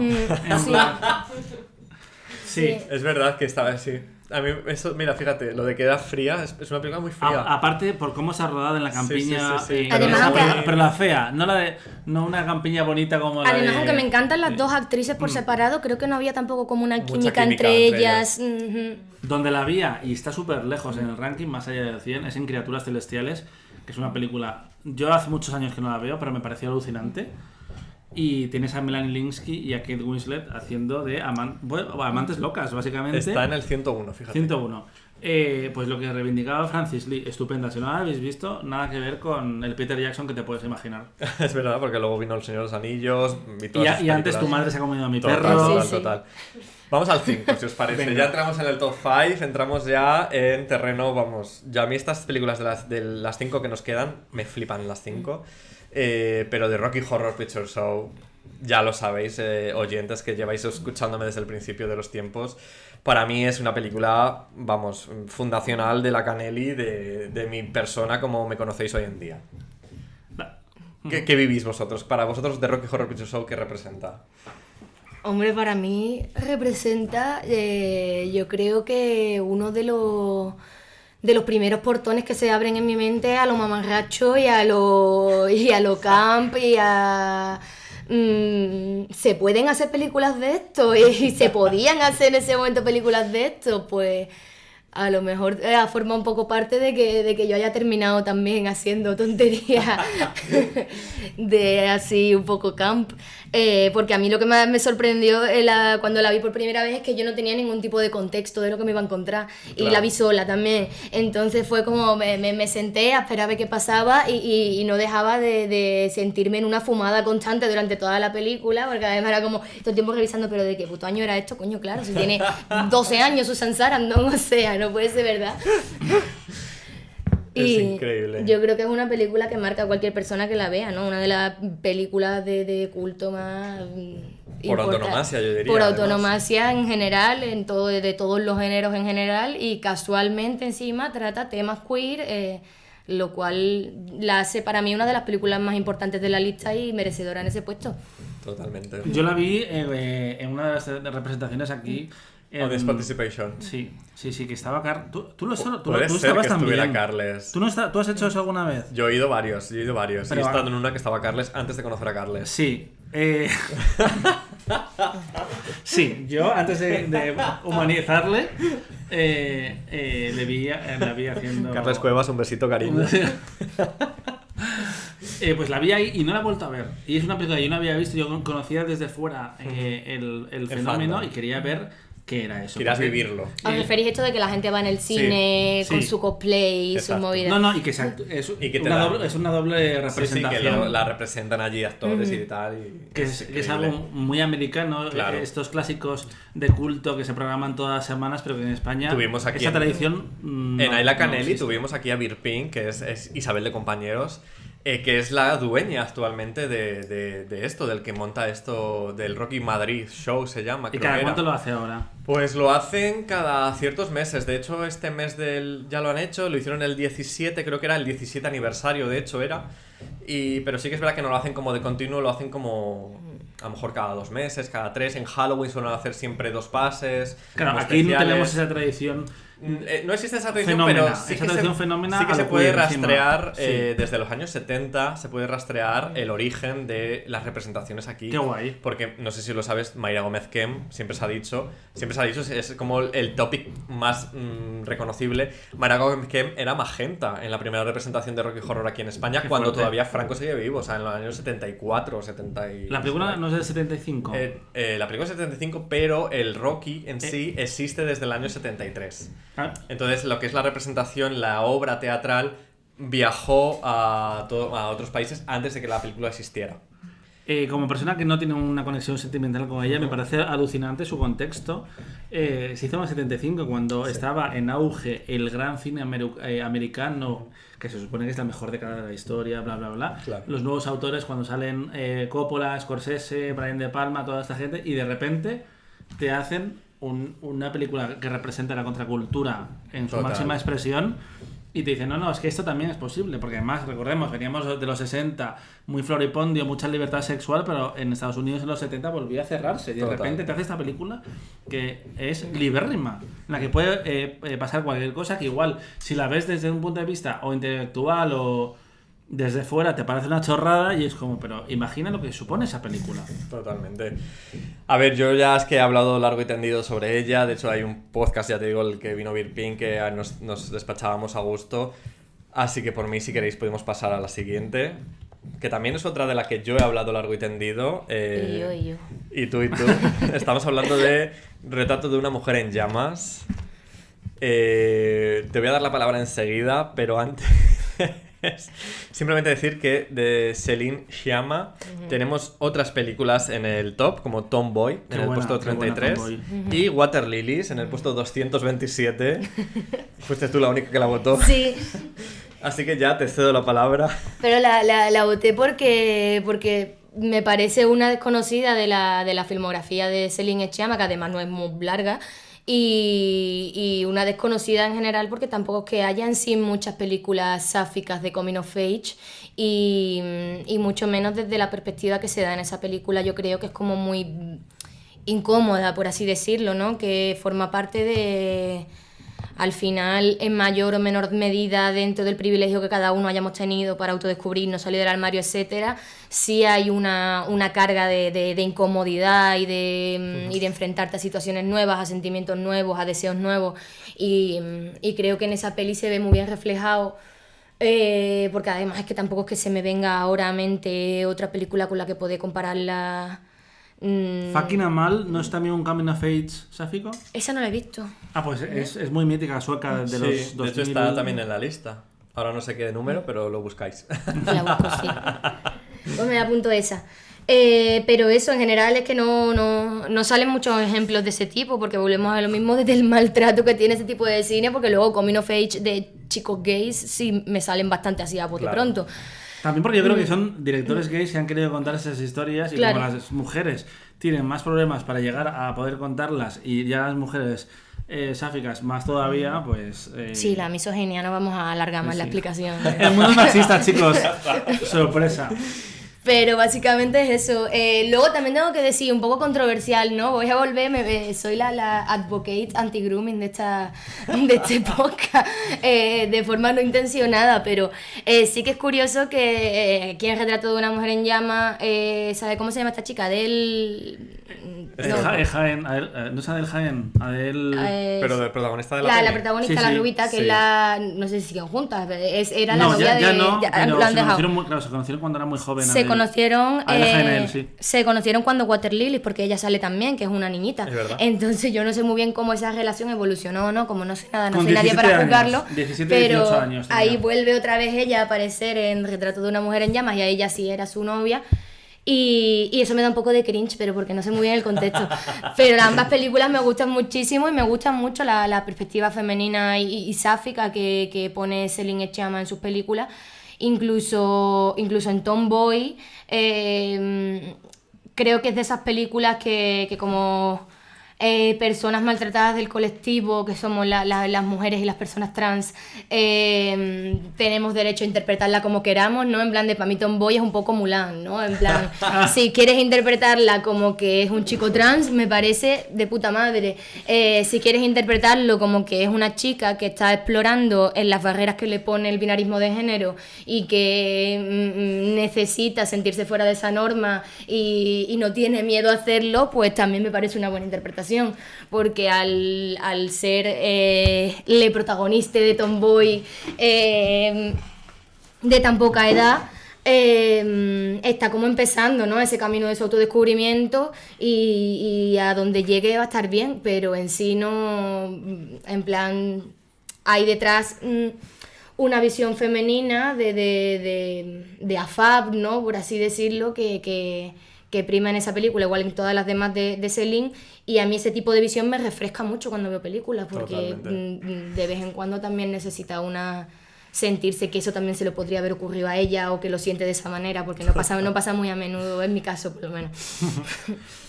Mira, yo estuve en el DA Film Festival este año, el cine de autor de Barcelona por primera vez, y le daban el premio honorífico a Céline Sciamma, y estuvo un momento que fue increíble, porque hicieron una charla en la Fundación Joan Miró con Céline y con Carla Simón. Ajá. Bueno, yo me sentí como un intruso total, porque había como 300 personas y 250 deberían ser lesbianas, estudiantes de cine de 25 años. Que y tú de aliade allí plantadito. No debería estar aquí. Es su momento, no debería estar aquí. Y era como ver prácticamente viajar a los 60 y ver a las inglesas reaccionar a los Beatles, más o menos. Tú sentías la emoción absoluta que había en la sala por tener a Celine Sciamma.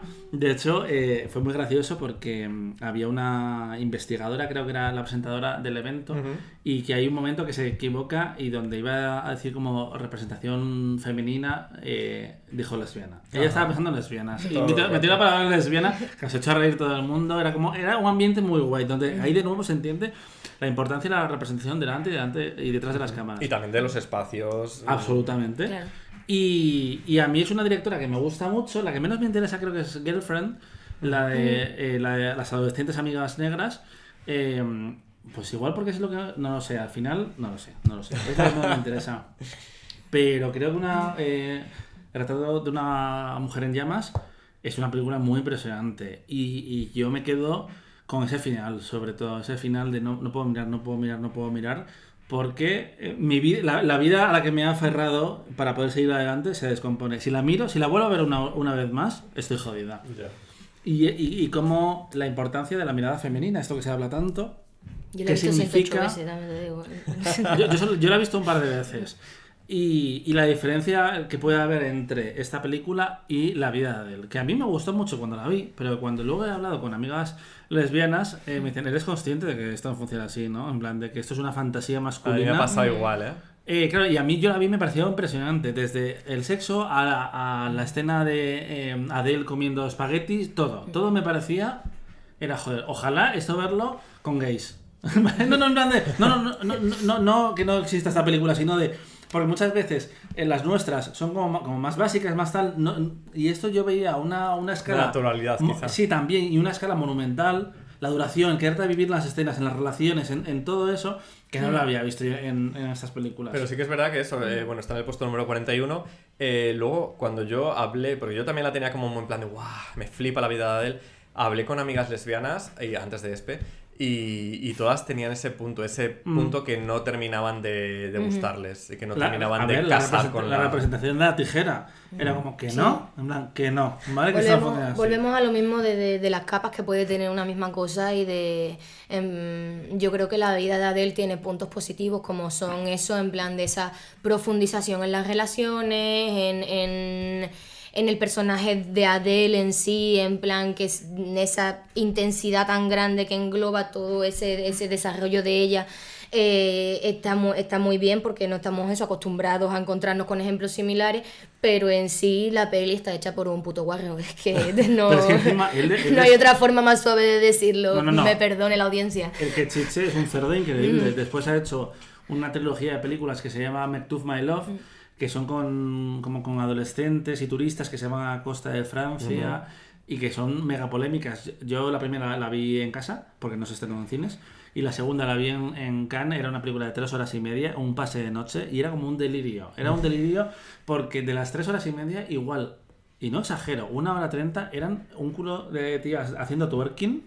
luego hay un cunilingus en primer plano, es como muy bestia.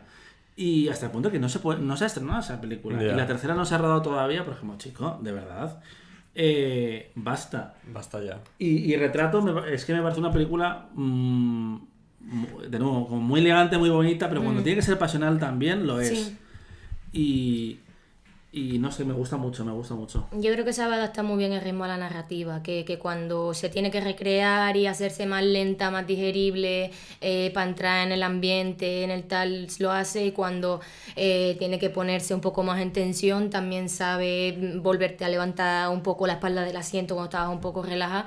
Y sobre todo es la visión coral femenina que tiene, es lo que comenté la última vez que estuve aquí contigo, que a mí lo que me flipa realmente de la película no es en sí el story time de amor entre ellas, sino toda esa relación de convivencia en sí, esa parte en la que están conviviendo con la otra chica, que es la criada de la casa, que se queda embarazada, tal, y cuando ellas tres se quedan solas en la casa y pueden como compartir ese espacio femenino al que ninguna de las tres se nota que están acostumbradas, y lo tratan con esa naturalidad para mí es realmente la mayor exponencia que tiene esta película en cuanto a visión femenina y sáfica y a las relaciones femeninas que siempre están eso, un poco al ser dirigidas por hombres, pueden ser más o menos accurate, pero es lo que hablamos eso la última vez, que yo muchas veces pues no termino de quedarme enganchada porque siento que no es así en la vida real, porque viene narrado por una persona que no lo ha experimentado nunca. Exacto.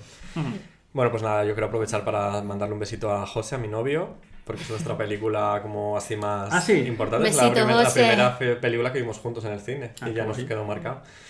Y bueno, vamos a empezar ya llegamos al top 3. Tenemos ante nosotros la única entrada de cine español en el ranking, en el top 10, que en la lista hay más. Y además tenemos a Almodóvar. Con Almodóvar ha pasado algo que han entrado, varias de sus películas han entrado en la lista. Voy a ir citando, hablábamos que Todo sueño y madre se quedó a las puertas en el número 11, La mala educación se quedó en el 12, Dolor y gloria está en el 29 y Entre tinieblas en el 157. Pero la que nos ocupa el puesto número 3 de este ranking es La ley del deseo. Yo creo que no podía ser otra. Yo creo que es la mejor de todas las que han nombrado para subirla tanto. Arriba tenía que ser esta. Fíjate que yo creo que además La ley del deseo y quizá La flor de mi secreto sean ahora mismo... Te digo ahora mismo porque yo puedo ir cambiando de favorita de Almodóvar, pero ahora mismo La ley del deseo y La flor de mi secreto son mis favoritas absolutas de Almodóvar. Y bueno, La ley del deseo además yo tengo el recuerdo de verla en versión española, de esto que haces zapping y de repente... ¡Maricones! ¿Sabes? En plan en los 90, en la tele de mi cuarto de jugar a la consola. El polvo que le echa. Eusebio Poncela, Antonio Banderas contra la pared. Es que qué guapo está Eusebio Poncela, es que... Eso abre un nuevo universo de posibilidades. A las chicas de verdad nos posibilidades. gusta él y Antonio. Total. Es que no creo que sea de mis pelis top de Almodóvar, pero sí creo que encaja con esta lista que estábamos hablando, tenía que ser ella, porque aparte yo creo que es la primera película donde yo vi el sexo representado así, el deseo, sin ningún tipo de complejo, de miedo detrás de la cámara, y aparte puede que sea el primer Almodóvar que vi.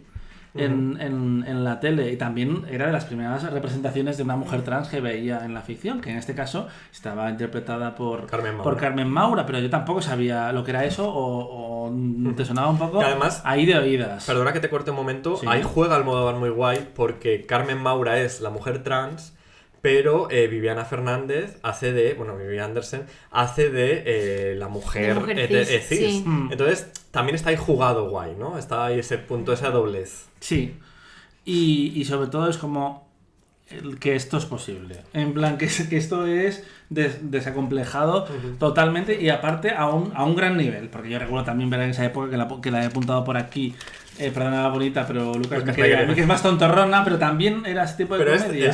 Fíjate que Perdona Bonita es una década después. O sea, Perdona Bonita es del 97 y La ley del deseo es del 87, es justo 10 años después. Teníamos Segunda piel en esa época, en el año 2000, teníamos... Más que Amor Frenesí, por ejemplo, todo Albacete y Men, que Sobreviviré, que también están en la lista. Sobreviviré, no la he visto. ¿No lo has visto? No. A ver, es muy tontorrona. Ya, es un poco el Mucho más que amigos español, ¿no? Sí, en plan, sí. el mito de Un poco ese el rollo. chico gay, la chica Y la heterosexual... chica que está enamorada de su amigo gay y tal. Pero es que echo de menos esa época donde había mucho más cine queer en España. Mucho más que ahora. Es que hay muy poco. Yo veo cine francés y me da una envidia alucinante. Hay muy pocas historias. Tenemos que montar una... Claro, ves película. Carmen y Como Lola productora ya. ves Carmen y Lola y dices, wow, en plan, por Fíjate, fin pero al final ha sido como nada, se ha quedado porque parecía como que iban a salir y de repente ha sido Carmen y Lola hace unos tenemos años. este año que tengo muchísimas ganas de ver, yo seguro que la has visto, te estoy llamando locamente. Estoy deseando verla, no estoy lo deseando has que visto. se estrenen en Es cine que porque ha habido no he pases podido ir a previos ningún y la pase. gente sale muy emocionada, es muy divertida. Tengo muchas ganas. Y la han comparado con el Pride español, que para mí es una referencia... Spoiler. Un sueño. Es un sueño. Y la ley del deseo sobre todo es eso, es el sexo gay por primera vez en una película probablemente. Que además es una película pura Almodóvar, con sus momentos de thriller, sus momentos de melodrama, sus personajes con muchísimas aristas. Y buenos personajes masculinos que no siempre los ha tenido. De hecho, de los pocos, porque realmente esta, La mala educación y ¿qué otra? Dolor y gloria. Dolor y gloria.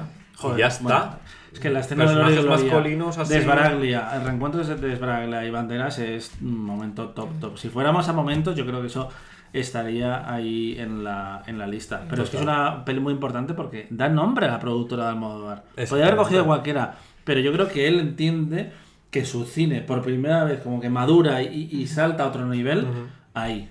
Total, con la ley del deseo, y por eso es El Deseo, Producciones.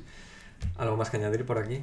Pues sí, no, lo que está comentando, que yo creo que sí que se nota ahí el salto, porque además lo que estábamos comentando antes de los géneros diferentes que tiene una película LGBT, muchas películas las identificamos antes por ser peli de maricones que por ser de esto, pero que yo creo que La Ley del Deseo es un thriller en toda regla y que además va de maricones, pero que la tensión que tiene esa película no se come, yo creo, más todavía en cuanto a género, la temática de LGBT.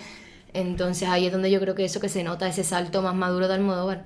Que también es muy interesante y creo que es donde tiene que llegar la representación de todas las letras. Más allá del existimos, como bueno, existimos y qué. ¿Y qué historia queremos contar con esta? ¿Qué importancia tiene esto dentro del relato? Porque a día de hoy todavía seguimos viendo como películas como muy básicas, es como que, a ver, que no estamos en 2005, como que ya te puedes ya las hemos permitir superado. Contar otras historias. Total. Este año no sacó en la lista, lo hablábamos porque es muy reciente, pero Blue Jean creo que es una película estupenda, ¿no sé si la habéis visto? Sí. De hecho, la última vez que yo vine al podcast fuimos a verla después justo. ¿Y os gustó? Sí. Cerramos círculo ahora, además. Totalmente. ¿Cómo habla de la vergüenza, de la homofobia interiorizada, de cómo puedes llegar a ser una cabrona en este caso por miedo? Total. Por miedo. Por salvarte, vamos. Y claro, lo que ¿dónde te posicionaba la sociedad de entonces? Y es una mirada que yo hablé con la directora también en el DAL y dije, es lo que más me gusta de la película, que son muchas cosas. Es como parece una película rodada en 1980 que hemos descubierto ahora. Sí. Total. Porque Call Me By Your Name, por ejemplo, es una fantasía. Es en la misma época, pero está retratado, bueno, como la hace como hacía la de Cegados por... No, Cegados por el Sol. Cegados por el Sol. Sí. Que también está guay, que no tiene que ser miseria, tal, la fantasía. Debemos tener derecho a vivir dentro de ella.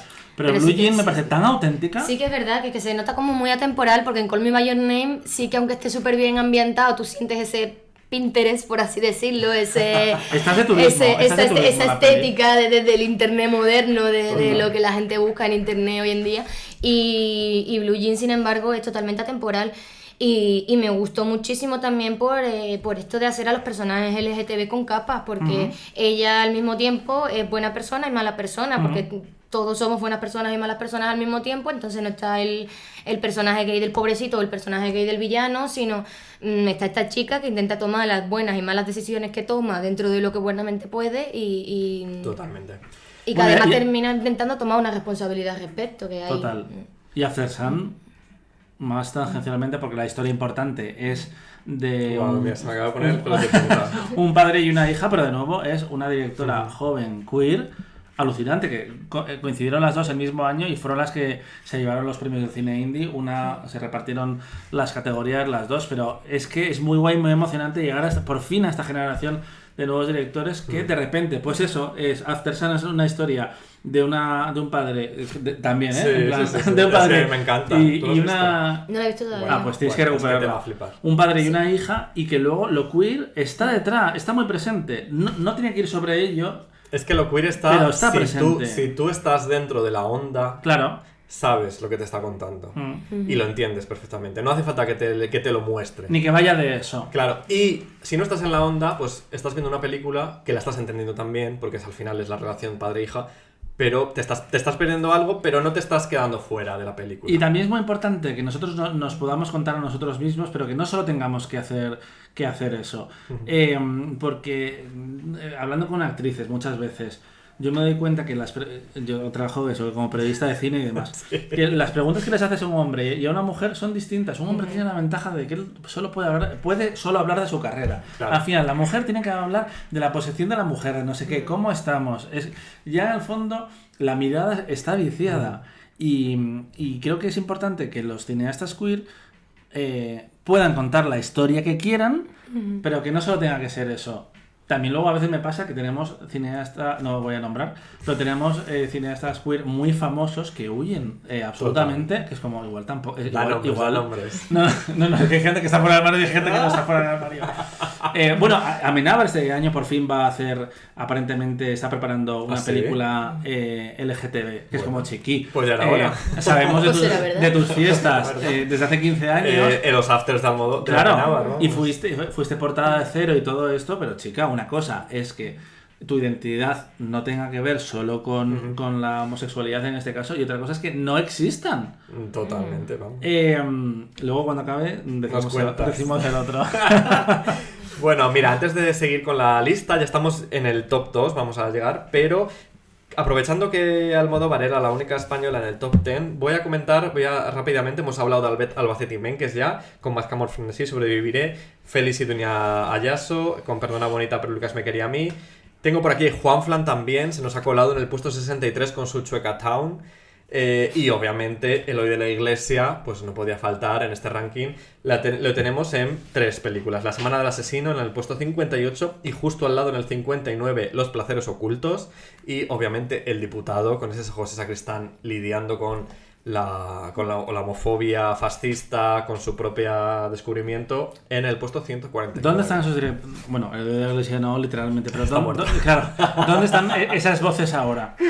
Pues eso quisiera saber yo. Claro, ahora que hay más libertad que nunca, Sí. que realmente la hay, ¿dónde están? En plan, nos hemos acomodado y... A lo mejor no igual que tenemos esta libertad, que la hay, como decimos, pero al final ya la maquinaria que hay en la industria es la que es. Y ¿Será que no hay maricones en la industria? Claro, o lesbianas, pero o al final trans menos, desgraciadamente. es lo típico que pensamos que es muy moderna porque hay esas personas que están dentro y sabemos quiénes son y tal, pero luego al final acaban haciendo productos que lo que quieren es vender.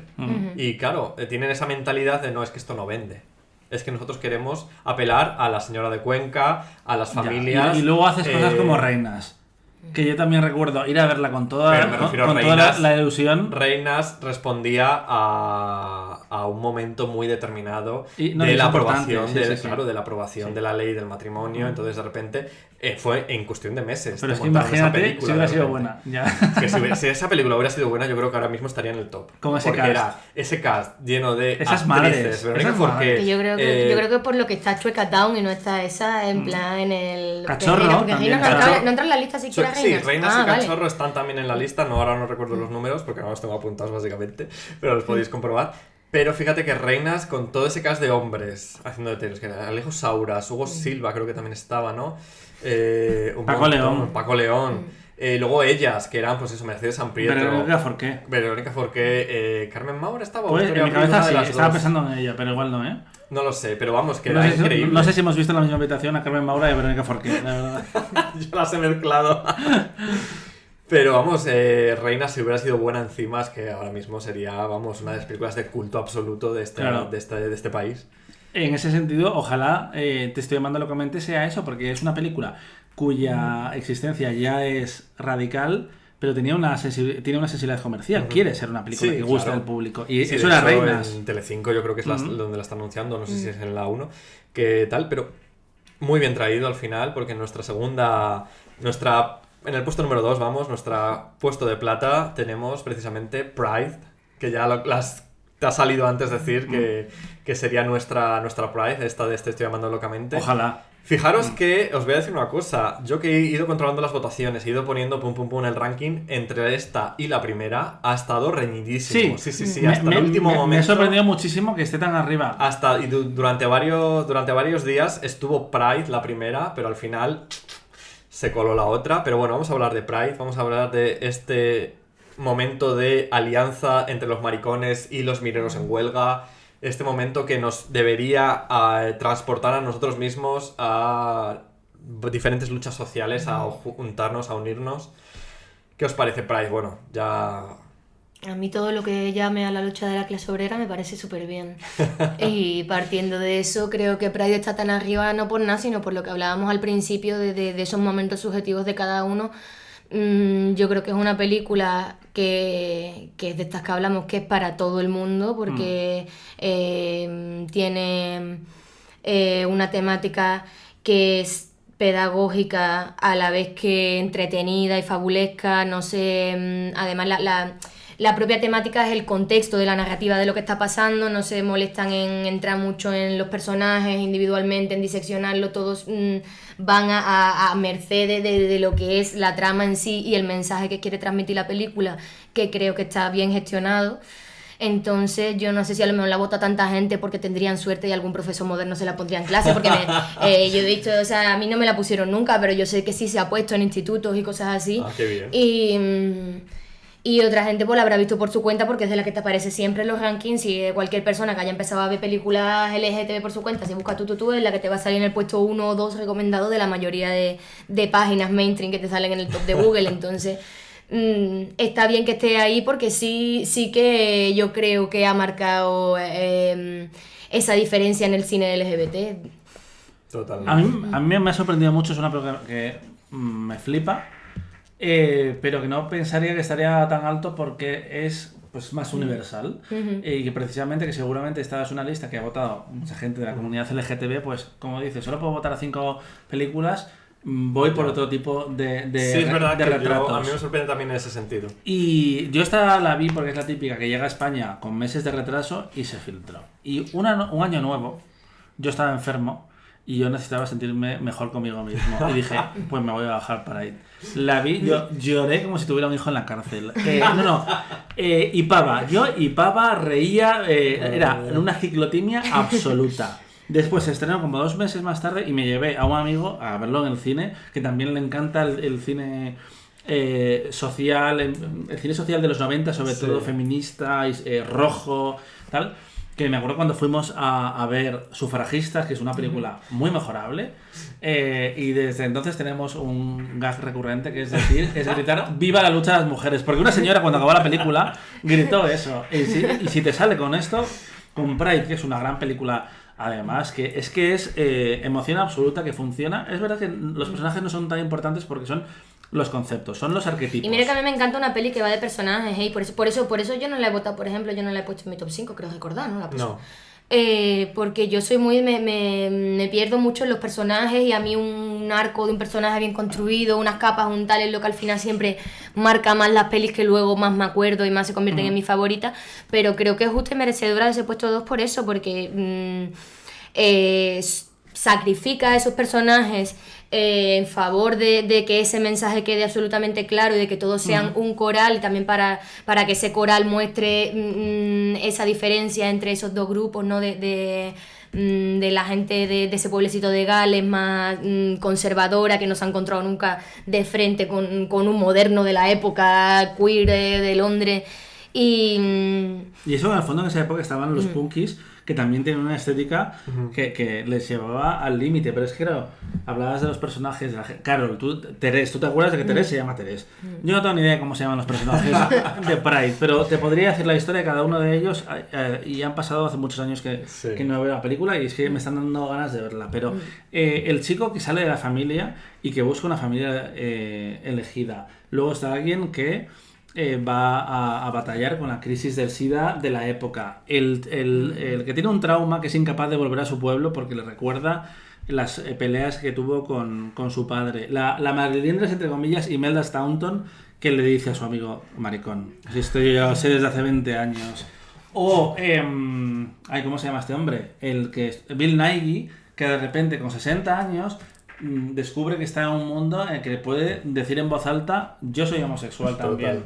Y esa intersección entre las minorías, que es como, recordemos siempre cuál es el enemigo común, que es con todo lo que ha pasado con el feminismo. Es que ese es el mensaje de la peli, por eso está claro, la cuestión trans y todo esto, que si terfas, que es como que recordéis en todo momento cuál es el enemigo común. No sois ninguna bueno, al final sí, por todo lo que ha pasado, pero en teoría no. Claro. Somos todos víctimas de lo mismo. Y esta película lo tiene presentísimo. Y cuando aparecen al final los maricones en la manifestación de los mineros, y sale la vieja diciendo "Where are my lesbians?", eso es arte. Y luego encima me lleva directamente a una película que no es exactamente LGTB, aunque tiene cositas, que está en la lista, que es Billy Elliot. Que también tiene, es una historia de los mineros, que me parece un conflicto cinematográficamente increíble, la verdad. Y luego ese niño que está descubriendo su identidad, su amigo Michael. Bueno, para el yo que vio la película con 15 años, Billy Elliot lo fue todo a muchos niveles. A mí, fíjate, es Billy Elliot sí que me la pusieron en el colegio. Y es que me parece una cosa alucinante. Y aparte, Jamie Bell, mito erótico absolutamente. Cuando la vemos en las Sexta Nominada es como, pedofiles. Bueno, cariño, tiene mi edad. Tenía mi edad cuando yo lo vi. ¿Qué ha sido de él? ¿Desapareció por completo? Trabaja. Sigue haciendo cosas. Sí. Aparte sale la nueva peli de Andrew High. Te recomiendo una que se llama Las estrellas de... Film Stars Don't Live in Hollywood. No sé cómo se llama aquí. Con Annette Bening y con él. Y que es una estrella de Hollywood clásico que se ha quedado para nada, que se enamora de un actor joven bisexual. Está muy bien. Pues lo veré. Yo recuerdo haberle visto en alguna sin blockbuster, pero... Ah, claro, sí, bueno, en su época que hizo las de... Su época, que tiene nuestra edad. Bueno, claro, pero es su época. Pero claro, no, digamos que en Billy Elliot era más niñito, ya cuando estaba ya más hecho... No era un niñito en Billy Elliot. Pero estaba menos hecho. Cuando él ya estuvo más hecho, que ya se terminó de cerrar la barba, más o menos, porque de Death of a Twink... se cerró la barba y se abrieron los corazones. Ya, claro, lo empezaron como a poner un poco más de guapito en alguna peli, pero es verdad que hacía de secundario, en Jumper, ¿cuál es la de los Cuatro Fantásticos? Él era La Roca. Los Cuatro Fantásticos... La Roca, como se llame, no me acuerdo cómo se llama. Es verdad. De los Cuatro Fantásticos, La Fe. Quiero aprovechar este momento, además reivindicativo, para deciros que bueno, este podcast va a salir miércoles 28, día oficial del Orgullo internacionalmente. Esta misma noche, miércoles tarde, a las 8, está la manifestación del Orgullo Crítico desde Cuatro Caminos, así que esperemos que llenar la plaza de Cuatro Caminos y marchar por nuestros derechos. Porque ¿hacia dónde va el recorrido este año? Va hacia arriba, sube hacia la plaza de no sé qué santa, pero vamos, sube Bravo Murillo hacia Plaza Está Castilla. Guay. Es que es mi barrio, me jode mucho que no estoy y me voy a... Cuatro Caminos a las 8 el miércoles 28. Si estáis escuchando este podcast nada más salir, esta noche, esta tarde, os esperamos a todos allí, a todas ustedes allí. Ya está. Continuamos hacia ya la descubrimiento de la primera. Venga. Llevamos aquí ya hablando, vamos. Pues hija, ¿qué os esperáis? A ver, antes de nada, ¿alguna película que digáis me esperaba que iba a estar en el top y no está? ¿O que echéis de menos de alguna forma? En el top 10 en sí no, porque te quiero decir, yo al final no iba sin expectativa ninguna porque entendía la subjetividad que iba a haber detrás de las votaciones de la gente. Me parecen más o menos lógicas, me cuadra más o menos lo que hay en el top 10. Sí que obviamente no es mi top 10, pero... Claro. Pero es un buen top 10. Pero no es un mal top 10, sí. Bueno, pues ya sin más dilación... La primera película de la lista de mejores películas LGTBIQ+ de la historia del cine que habéis votado todos oyentes de la Ayla Canelli es Hedwig and the Angry Inch de John Cameron Mitchell. Ya avanzabas tú hace también un poquito, que era muy punky, muy sorprendente, ¿no? Que de repente es una película muy impactante. La número 1, pero también es muy generacional, muy de marcarte si la ves en ciertas edades. Y con muchísimas lecturas también, ¿eh? Con muchas lecturas también. Confesión, la vi el año pasado por primera vez. Era peli, en plan, peli emblemática de los 2000 que me queda por ver. Tenía Ciudad de Dios, no la he visto todavía. Yo tampoco. Y algunas así como pelis mitiquísimas, y encima Hedwig no tiene ningún sentido que yo no la hubiera visto hasta entonces. De hecho, conocía un poco por el musical que se adaptó en Broadway y demás, y que me hace gracia porque es una película tan radical. John Cameron Mitchell es un tío tan extraño, tan libre, que de repente la llevan a Broadway hace 5 años y te lo hace la marica normativa, que es Neil Patrick Harris, y luego te lo hace el hetero que roba los papeles a los gays, que es Darren Criss. Cuando de repente él es una estrella que simboliza todo lo contrario, pero... De nuevo, tiene tanta personalidad esta película, tiene unas canciones increíbles. Sí. Y es un... Claro, yo entiendo el culto y me da mucha rabia no haberla descubierto antes, y es culpa mía. Bueno, nunca es tarde, también. Yo creo que es mi género favorito de películas que no se parecen a otra película que haya visto antes. Es bastante controvertida porque además, por ejemplo, lo que tú comentabas de los actores en Broadway son parte de las críticas que más fuertes se ha llevado en sí la película en sí. Claro, la película al final es John Cameron Mitchell, el mismísimo el que interpreta a este personaje Hedwig, que muchas veces también él lo ha dicho en muchas entrevistas, incluso posteriores, más actuales, con la lectura actual que damos también a los personajes trans, a los personajes pues no trans y tal, que para él Hedwig realmente no es un personaje trans, sino para él Hedwig es un personaje que, debido a las circunstancias y a tener que haber sobrevivido en ciertos momentos de su vida, ha acabado pasando de ser un hombre a ser una mujer. Pero que para él realmente ese sentimiento o esa experiencia de vivencia trans, él en Hedwig no la ve como tal. Es lo que ha dicho en sus últimas entrevistas.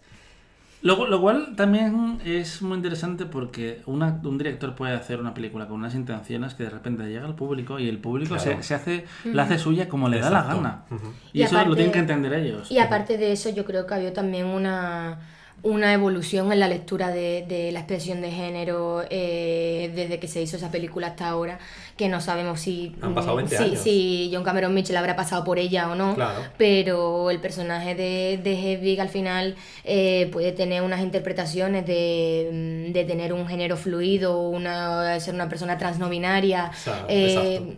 Que dentro de eso a lo mejor John Cameron Mitchell lo que tenía era limitado su vocabulario, su percepción claro. O eres transformista o eres una mujer trans, o cuando el espectro es muchísimo más amplio y complejo. Entonces es lo que a mí me parece interesante de las lecturas posibles que tiene esta película, que al final habla sobre esa disidencia de género sin que necesariamente tengamos por qué ponerle una etiqueta a Hedwig. Totalmente. Y es que el diccionario es absolutamente algo reciente. El léxico que se utiliza ahora mismo tiene 5 años. Seguramente, claro, tú seguramente lees cosas que has escrito tú y bueno, dices, ¡qué horror! Pero por eso también es importante contextualizar las cosas dentro de la época y darle la importancia. Y el otro día hablaba con una amiga heterosexual y de Soria, que en este caso me parece importante, y no sé por qué estábamos hablando de las primeras representaciones en pantalla, y ella criticaba desde el punto de vista de mujer cis blanca de Soria lo que simbolizaba a Boris, y es como, no cariño, a mí Boris me parece que si yo le veo le doy las gracias. Claro. Boris no era un friki como eran los de Cárdenas, porque ella hablaba de él en esos términos, que sí que es cierto, que se quedaba desnudo y todo esto, y no era ideal, pero era uno lo que teníamos. Y por otra parte Boris es un tío brillantísimo, que después ha tenido una carrera súper variada, donde ha hecho cosas para el público, cosas para sí mismo, cosas para la comunidad, y te enseñaba que había otro tipo de personas, y a mí me parece una representación a celebrar absolutamente. Por eso es como, aparte de que claro, ya tenía una perspectiva ajena, que escuchaba lo que yo decía y todo esto, pero es como que a mí me parece importantísimo. Y si no, ¿qué teníamos? Quiero decir, ¿qué teníamos? Encima se supone que voy a tener que yo... El caso Army tenía... Exacto, que juzgar desde el presente a Boris Izaguirre cuando entonces no habían... Es que ni de coña.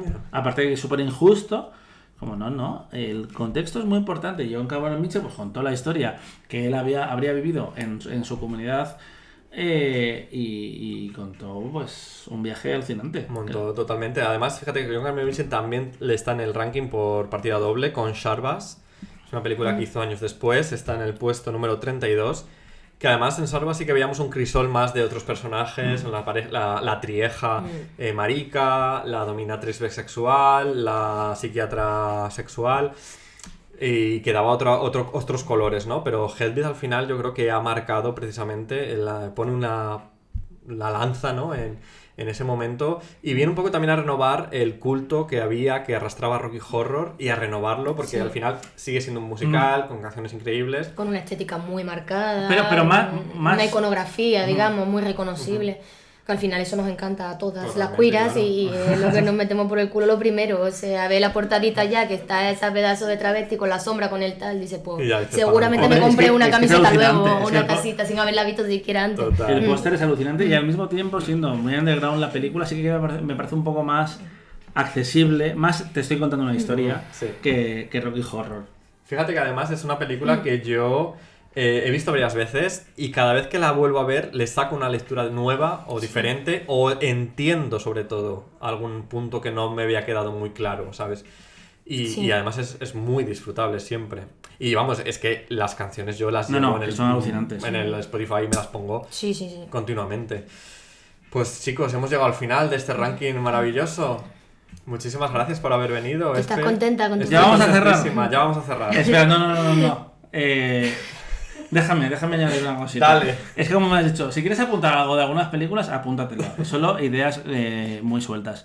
Tangerine me pareció alucinante descubrirla. Pues sí. La vi en Sitges sin saber ni idea, no había visto nada de ella y me pareció como descubrir un universo absolutamente. Porque creo que entonces yo ya veía RuPaul, la original, pero me pareció una película tan llena de vida, tan sin ser a moda ni mucho menos, pero ese tono, ese... Sí, muy memorable.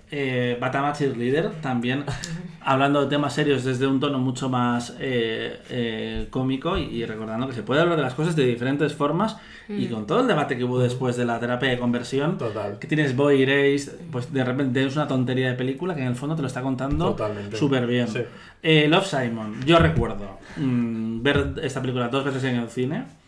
Una vez en Londres, que pagamos 18 euros. Hostia. Y fueron los mejores invertidos de toda mi vida.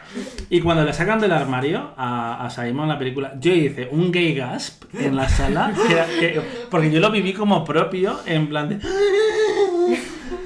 ¡Qué horror! Y luego, cuando la vimos en un preestreno que montó Fox aquí, la vi al lado de Juan Sanguino.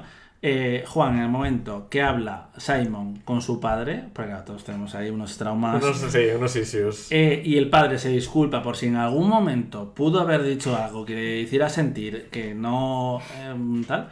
Bueno, lloraba como si tuviera 7 hijos en la cárcel. Y luego la escena con Jennifer Garner, cuando ya sale del armario por fin y habla al día siguiente y le dice: Simon, ahora puedes respirar. Es como, bueno. Claro, porque en el fondo lo que muchas veces queríamos era ver una peli adolescente normal. Exacto.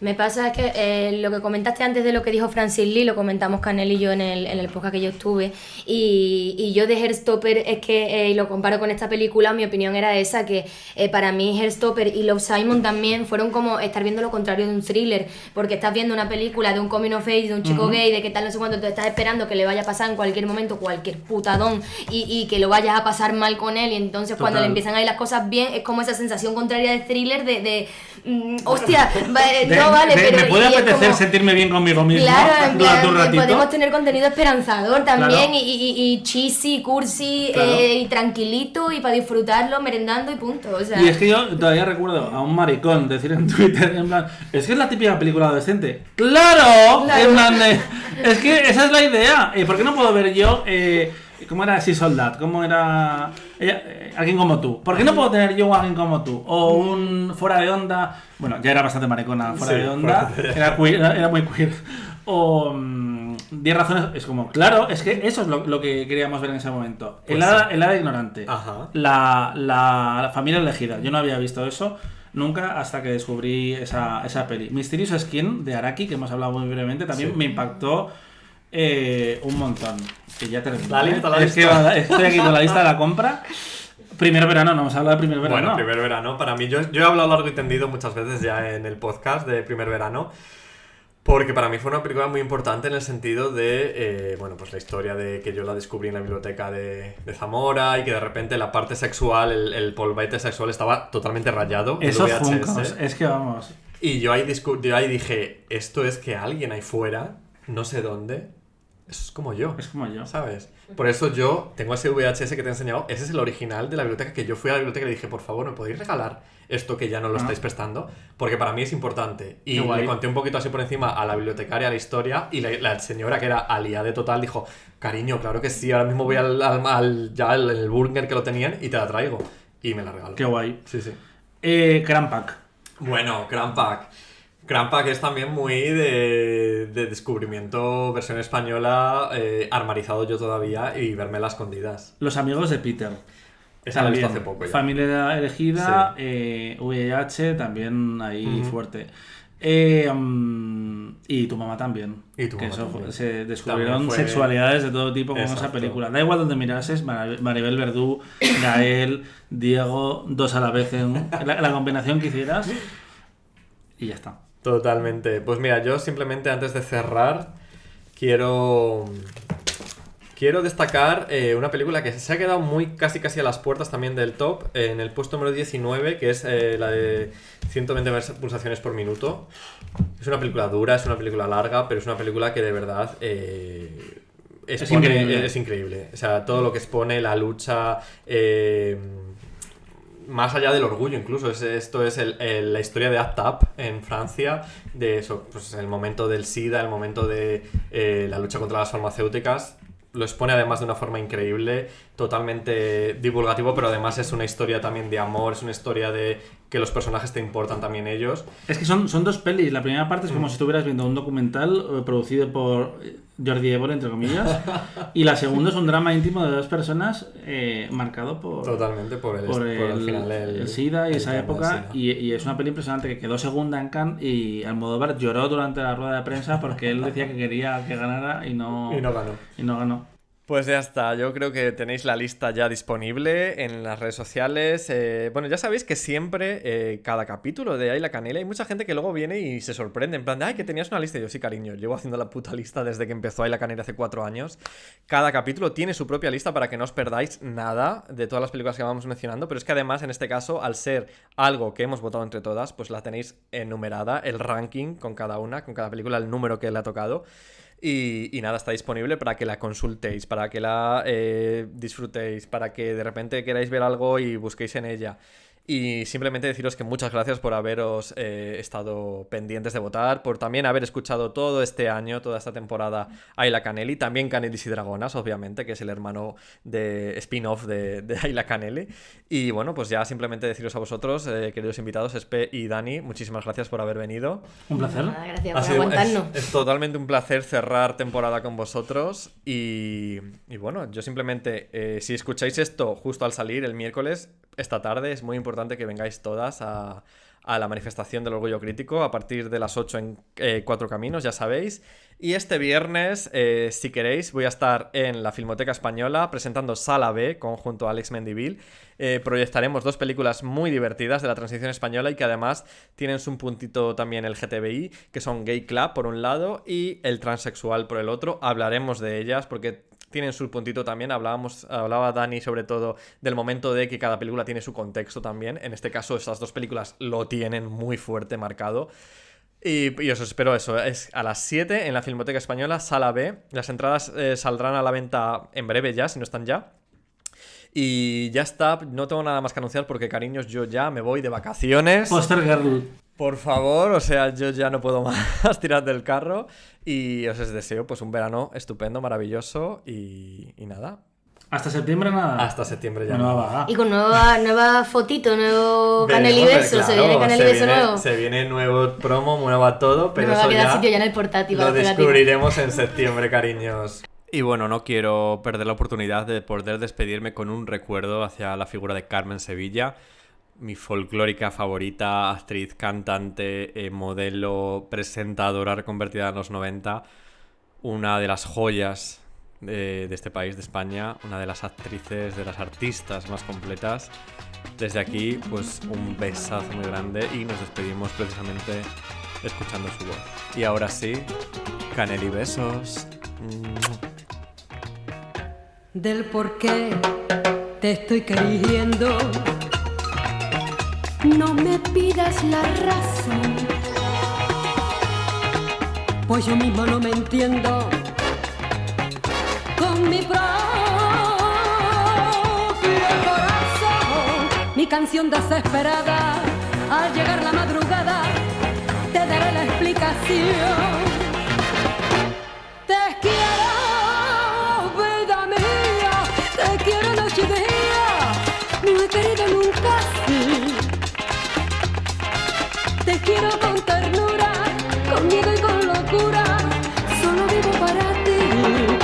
Yo te seré siempre fiel, pues para mí quiero en flor ese clavel de tu piel y de tu amor. Mi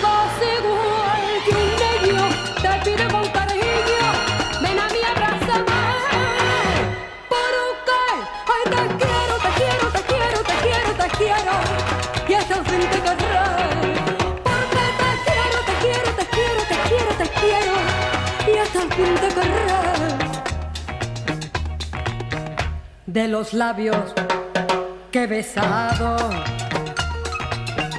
No me pidas cantidad, fueron tantos que he olvidado. Su mentira y su verdad, mas al fin por suerte loca te encontré y hallé en tu boca la mayor felicidad. Te quiero, vida mía, te quiero noche y día, no he querido nunca así. Te quiero con ternura, con miedo y con locura, solo vivo para ti. Yo te seré siempre fiel, pues para mí quiero en flor ese clave de tu piel y de tu amor. Mi voz igual que un niño te pide con cariño, ven a mi abrazame, porque te quiero, te quiero, te quiero, te quiero, te quiero, y hasta el fin te querré. Ay, porque te quiero, te quiero, te quiero, te quiero, te quiero, y hasta el fin te querré. Porque te quiero, te quiero, te quiero, te quiero, te quiero, y hasta el fin te querré.